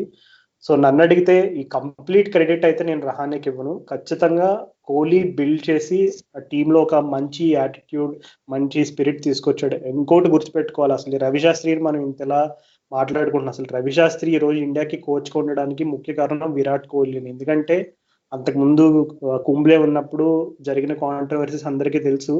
ఆ టైంలో రవి శాస్త్రి నాకు కోచ్గా కావాలని పట్టుబట్టి తెచ్చుకున్నాడు. అంటే అందరికీ బయట స్టోరీస్ చదివి okay Ravi Shastri BCCI qualification లిస్ట్లో అతన్ని సెలెక్ట్ ఇంటర్వ్యూల్లో అతనే బాగా పెర్ఫామ్ చేశాడు, అందుకే అతనికి రోల్ వచ్చిందని బీసీసీఐ వాళ్ళు ఒక ప్రెస్ రిలీజ్ వదులుతారు. కానీ నన్ను అడిగితే అసలు నిజం ఏంటంటే విరాట్ కోహ్లీ నాకు రవి శాస్త్రి లాంటి కోచ్ కావాలి, నాకు అతని కాంబినేషన్ అంటే ఇష్టం, ఖచ్చితంగా మేము రిజల్ట్స్ చూపిస్తాం, మీరు నాకు రవి శాస్త్రిని కోచ్గా ఇవ్వండి అని పట్టుబట్టి తెచ్చుకున్నాడు. And I think today both Virat Kohli, Ravi Shastri, Ajinkya Rahane, Rohit Sharma, all of them can be proud of themselves that whatever for whatever they've achieved. But still, నన్ను అడిగితే పర్సనల్ ఒపీనియన్ నేను చెప్పాలి అని అంటే కనుక కోహ్లీ కంటే Rahane captaincy నేను ఎక్కువ రేట్ చేస్తాను టెస్ట్ మ్యాచ్లో. దానికి స్టాటిస్టికల్గా ప్రూఫ్ చెప్పాలంటే ఇప్పటివరకు రహానే ఆడిన టెస్ట్ మ్యాచెస్, అంటే తను క్యాప్టెన్సీ చేసిన టెస్ట్ మ్యాచెస్లో ఒక్కసారి కూడా ఇండియా ఓడిపోలేదు. అండ్ అతి సాధారణమైన టీంని తీసుకెళ్లి సిరీస్ గెలవడం అనేది మామూలు విషయం కాదు. అండ్ ఎప్పుడు కూడా క్యాప్టెన్సీ గురించి చెప్పేటప్పుడు captain leading from the front అనే స్టేట్మెంట్ ఎక్కువ మాట్లాడతారు. సో నాకు తెలిసి Rahane century set the tone for the rest of the series. Rahane ఎప్పుడైతే డామినేట్ చేశాడో ఆ మెల్బోర్న్ టెస్ట్ మ్యాచ్ లో, ఐ థింక్ అక్కడ తను విన్నింగ్ రన్స్ కూడా కొట్టాడు మెల్బోర్న్ టెస్ట్ మ్యాచ్ లో. I think it set the tone for the rest of the people. అరే మన క్యాప్టెన్ ని ఫుల్ జోష్ లో ఉండి ఇంత బాగా ఆడితే మనం ఎందుకు ఆడకూడదని ఎక్స్ట్రా మోటివేషన్ ప్లేయర్స్ కూడా వచ్చి ఉంటుంది. కానీ కోహ్లీ ఏంటంటే అది మాటల రూపంలో చెప్తాడు, రహానే బ్యాటింగ్ రూపంలో చూపిస్తాడు. నన్ను అడిగితే I think this is the best I can conclude. ఈ రహానే క్యాప్టెన్సీ గురించి మనం ఇంకోటి కూడా గుర్తుపెట్టుకోవాలి. అప్పుడు మనకు గుర్తుందా 2017 ఆస్ట్రేలియా వాళ్ళు ఇండియా వచ్చినప్పుడు last test match Kohli over rate problem వలన దేని వలన ఆడాడు ధర్మశాల టెస్ట్ మ్యాచ్. ఆ మ్యాచ్ రహానే క్యాప్టెన్ చేసి గెలిపించి సిరీస్ గెలిపిస్తాడు. చాలా క్లోజ్ సిరీస్ మనం గుర్తు తెచ్చుకోండి. 2017 ఆస్ట్రేలియా వాళ్ళు ఇండియాలో ఆడిన సిరీస్. ఫస్ట్ టెస్ట్ మ్యాచ్ మనం పూణేలో ఓడిపోతాము, సెకండ్ టెస్ట్ మ్యాచ్ పోయి బాంబేలో బెంగళూరులో గెలుస్తాము, తర్వాత థర్డ్ టెస్ట్ మ్యాచ్ నాగ్పూర్లో డ్రా చేసుకుంటాం కష్టపడి. సో ఫోర్త్ టెస్ట్ మ్యాచ్ అప్పుడు చాలా ఇంపార్టెంట్ గా ఉండే. ఆ సిచ్యువేషన్ లో రహానే సూపర్ గా లీడ్ చేస్తాడు ధర్మశాలలో. Kuldeep Yadav debut test match అది, తను వికెట్స్ తీస్తాడు. సో అబ్బో it was super test match. ఆ టెస్ట్ మ్యాచ్ అయిపోయి మన సిరీస్ గెలిచిన తర్వాత ఇయన్ చాపెల్ ని చాలా మంది one of the greatest captains ever అని అంటారు. తను ఒక ఆర్టికల్ రాసాడు, తను కాలం రాస్తుంటాడు జనరల్ గా క్రికెట్ ఫోర్ లో. అప్పుడు చెప్పాడు అనమాట, క్లియర్ గా తెలిసిపోయింది క్యాప్టెన్సీ డిఫరెన్స్ కోహ్లీది రహానేది. కోహ్లీ కంటే రహానే ఇస్ మైల్స్ హెడ్ అన్నాడు. మైల్స్ హెడ్ అసలు చాలా బెటర్ క్యాప్టెన్ రహానే కోహ్లీ కంటే. అసలు ఇఫ్ ఐవర్ టీమ్ మేనేజ్మెంట్ రహానేకి ఇచ్చేస్తా క్యాప్టెన్సీ అప్పుడు ఇప్పుడో అనేసాడు. మొన్న మెల్బోర్న్ టెస్ట్ మ్యాచ్ అప్పుడు మనం ఏదో కొంచెం ఎగిరాం అనుకున్నాం, కానీ ఇయన్ చాపెల్ లాంటి ఎక్స్పీరియన్స్ ఉన్నాయని అప్పుడు చెప్పాడు. మరి అదే ఇయన్ చాపెల్ మళ్ళీ ఆర్టికల్ కాలంలో మొన్న కూడా చెప్పి రాశాడు, అసలు రహానే కంటే బెటర్ లీడర్ లేడు, అప్పుడు చెప్పాను ఇప్పుడు చెప్తున్నాను, హెన్స్ ప్రూవ్డ్ అని క్లియర్ గా చెప్పాడు అనమాట. సో అది తన్ని మాత్రం డిస్రిగార్డ్ అయితే చేయలేము, especially when it comes to captaincy. Ian Chappell ని నేను చాలా బాగా, అంటే నాకు చాలా ఇష్టము. తను చెప్పే ఒపీనియన్స్ అది కానీ చాలా లాజికల్ ఉంటాయి. ఇప్పుడు ఇండియన్ టీం అయితే క్రెడిట్ మాత్రం నువ్వు చెప్పినట్టు నేను ఒప్పుకుంటా కోహ్లీకి ఇవ్వాల్సింది. ఎందుకంటే ఇప్పుడు ఫాస్ట్ బౌలింగ్ అటాక్ నీకు అంతమంది ఫాస్ట్ బౌలర్స్ అంత స్పిరిట్ తో మంచి బౌలింగ్ వేస్తున్నారు అంటే కోహ్లీ వల్ల డెఫినెట్ గా అది ఫిట్నెస్ లెవెల్స్ పైకి వెళ్ళినాయంటే అది కోహ్లీ వల్లనే. అఫ్ కోర్స్ ఈ సిరీస్ లో టెస్ట్ అందరూ ఇంజూర్ అయ్యారు అనుకో, but going the extra mile ఇట్లాంటి క్యారెక్టరిస్టిక్స్ అన్ని కోహ్లీ ఇన్స్టిల్ చేసినవే. మనం అంటే ఇంతకు ముందు టీమిండియా నీకు కంబ్యాక్ చేయలేదా అంటే చేశారు. ఇప్పుడు చూసుకుంటే సౌత్ ఆఫ్రికాలో కూడా మనం చూసుకుంటే ఆ మ్యాచ్ జోహానస్బర్గ్ టెస్ట్ మ్యాచ్ 2-0 ఎంతో థర్డ్ టెస్ట్ మ్యాచ్ మనం ఇక డ్రా అయిపోతుంది రైట్ అనుకుంటే సడన్ గా మనం కంబ్యాక్ చేసి షమీ వికెట్స్ తీసి మ్యాచ్ గెలుస్తాం. ఇంగ్లాండ్ లో కూడా మనం అప్పుడు ఫస్ట్ 2 టెస్ట్ మ్యాచెస్ ఓడిపోతే తర్వాత మనం బుమ్రా వచ్చేసి మనం అక్కడ ఆ టెస్ట్ మ్యాచ్ గెలుస్తాం. Ten bridge test match. So నీకు కంబ్యాక్లు ప్రతిసారి చేస్తాం, కానీ ఈసారి రహానే కెప్టెన్సీలో కంబ్యాక్ చేయడమే కాదు, మెల్బర్న్ లో సిడ్నీలో డయర్ సిచ్యువేషన్ లో మ్యాచ్ సేవ్ చేసి మళ్ళీ నీకు గ్యాబాలో నాకౌట్ పంచ్ కూడా ఇచ్చావు. సో ఇది ఒకవేళ కోహ్లీ ఉన్నా జరిగేదేమో జరుగుండొచ్చు, కానీ అది దానికి స్పార్క్ మాత్రము రహానే కెప్టెన్సీ తీసుకోవడం అని మనం చెప్పుకోవచ్చు ప్రాబ్లీ ఫ్యాక్ట్స్ పరంగా అయితే. ఓకే రాహుల్, మరి చాలా చెప్పుకున్నాం, చాలా అంటే చాలానే చెప్పుకున్నాం. హోప్ఫుల్లీ మన లిసనర్స్ అందరు కూడా మనం చెప్పిన ముచ్చట్లన్నీ ఎంజాయ్ చేశారని అనుకుంటున్నా. సో ఇంకా ఐపీఎల్ రిటెన్షన్స్ న్యూస్ వచ్చింది మనకి లేటెస్ట్ గా, క్రికెట్ రిలేటెడ్ అయితే బిగ్గెస్ట్ న్యూస్ అదే. సో అందులో పెద్ద షాక్స్ అయితే ఏం లేవు. స్టీవ్ స్మిత్ ని రాజస్థాన్ రాయల్స్ వాళ్ళు వదిలేసుకున్నారు. ఏదన్నా ఒక మెయిన్ పాయింట్ అంటే ఇంకా అదే. ఇంకా సన్ రైజర్స్ పరంగా అయితే పెద్దగా అద్భుతాలేం లేవు. బట్ స్టిల్ ఇంకా ట్రేడింగ్ విండో 4th వరకు ఉంది కాబట్టి, ఫిబ్రవరి 4th వరకు ఉంది కాబట్టి మనం అప్పటి వరకు వెయిట్ చేసి once we get a clarity on teams ఎట్లా ఉన్నాయి, టీమ్ కంపోజిషన్స్ ఎట్లా ఉన్నాయని తెలిసిన తర్వాత will do another episode. Super Raju. అయితే ఇక ఇంతటితో మన ఈ బార్డర్ గవాస్కర్ సిరీస్ రివ్యూ అయితే ఇక ముగిద్దాము. మస్తు మాట్లాడుకున్నాము. అయితే శ్రోతలకి ఒకటి చెప్పడానికి ఉందంటే, మీ ఫేవరెట్ మూమెంట్ ఈ బార్డర్ గవాస్కర్ ట్రోఫీలు ఏదైతే ఉందో మాకు ట్వీట్ చేయడం కానీ, ఇన్స్టాగ్రామ్ లో నీకు స్టోరీ పెట్టి మమ్మల్ని మా పాడ్కాస్ట్ ని షేర్ చేస్తూ స్టోరీలో రాయడం కానీ, లేదంటే మాకు డిఎం చేయడం కానీ, ఈమెయిల్ చేయడం కానీ, ఎట్లా అట్లా తెలపండి. We would love to see what do you think was the best moment of the series. అంతటితో ఇక ముగిద్దాం ఎపిసోడ్. మళ్ళీ మేము మోస్ట్లీ నెక్స్ట్ ఇంగ్లాండ్ సిరీస్ ముందు ఇంగ్లాండ్ సిరీస్ రివ్యూ చేస్తాము. దాంతో పాటు IPL retentions, pre option strategy గురించి కూడా ఒక ఎపిసోడ్ చేయబోతున్నాము. వింటూ ఉండండి క్రికెట్ నగరం పాడ్కాస్ట్, ఇస్తూ ఉండండి క్రికెట్. నేను Rahul signing off with Raju.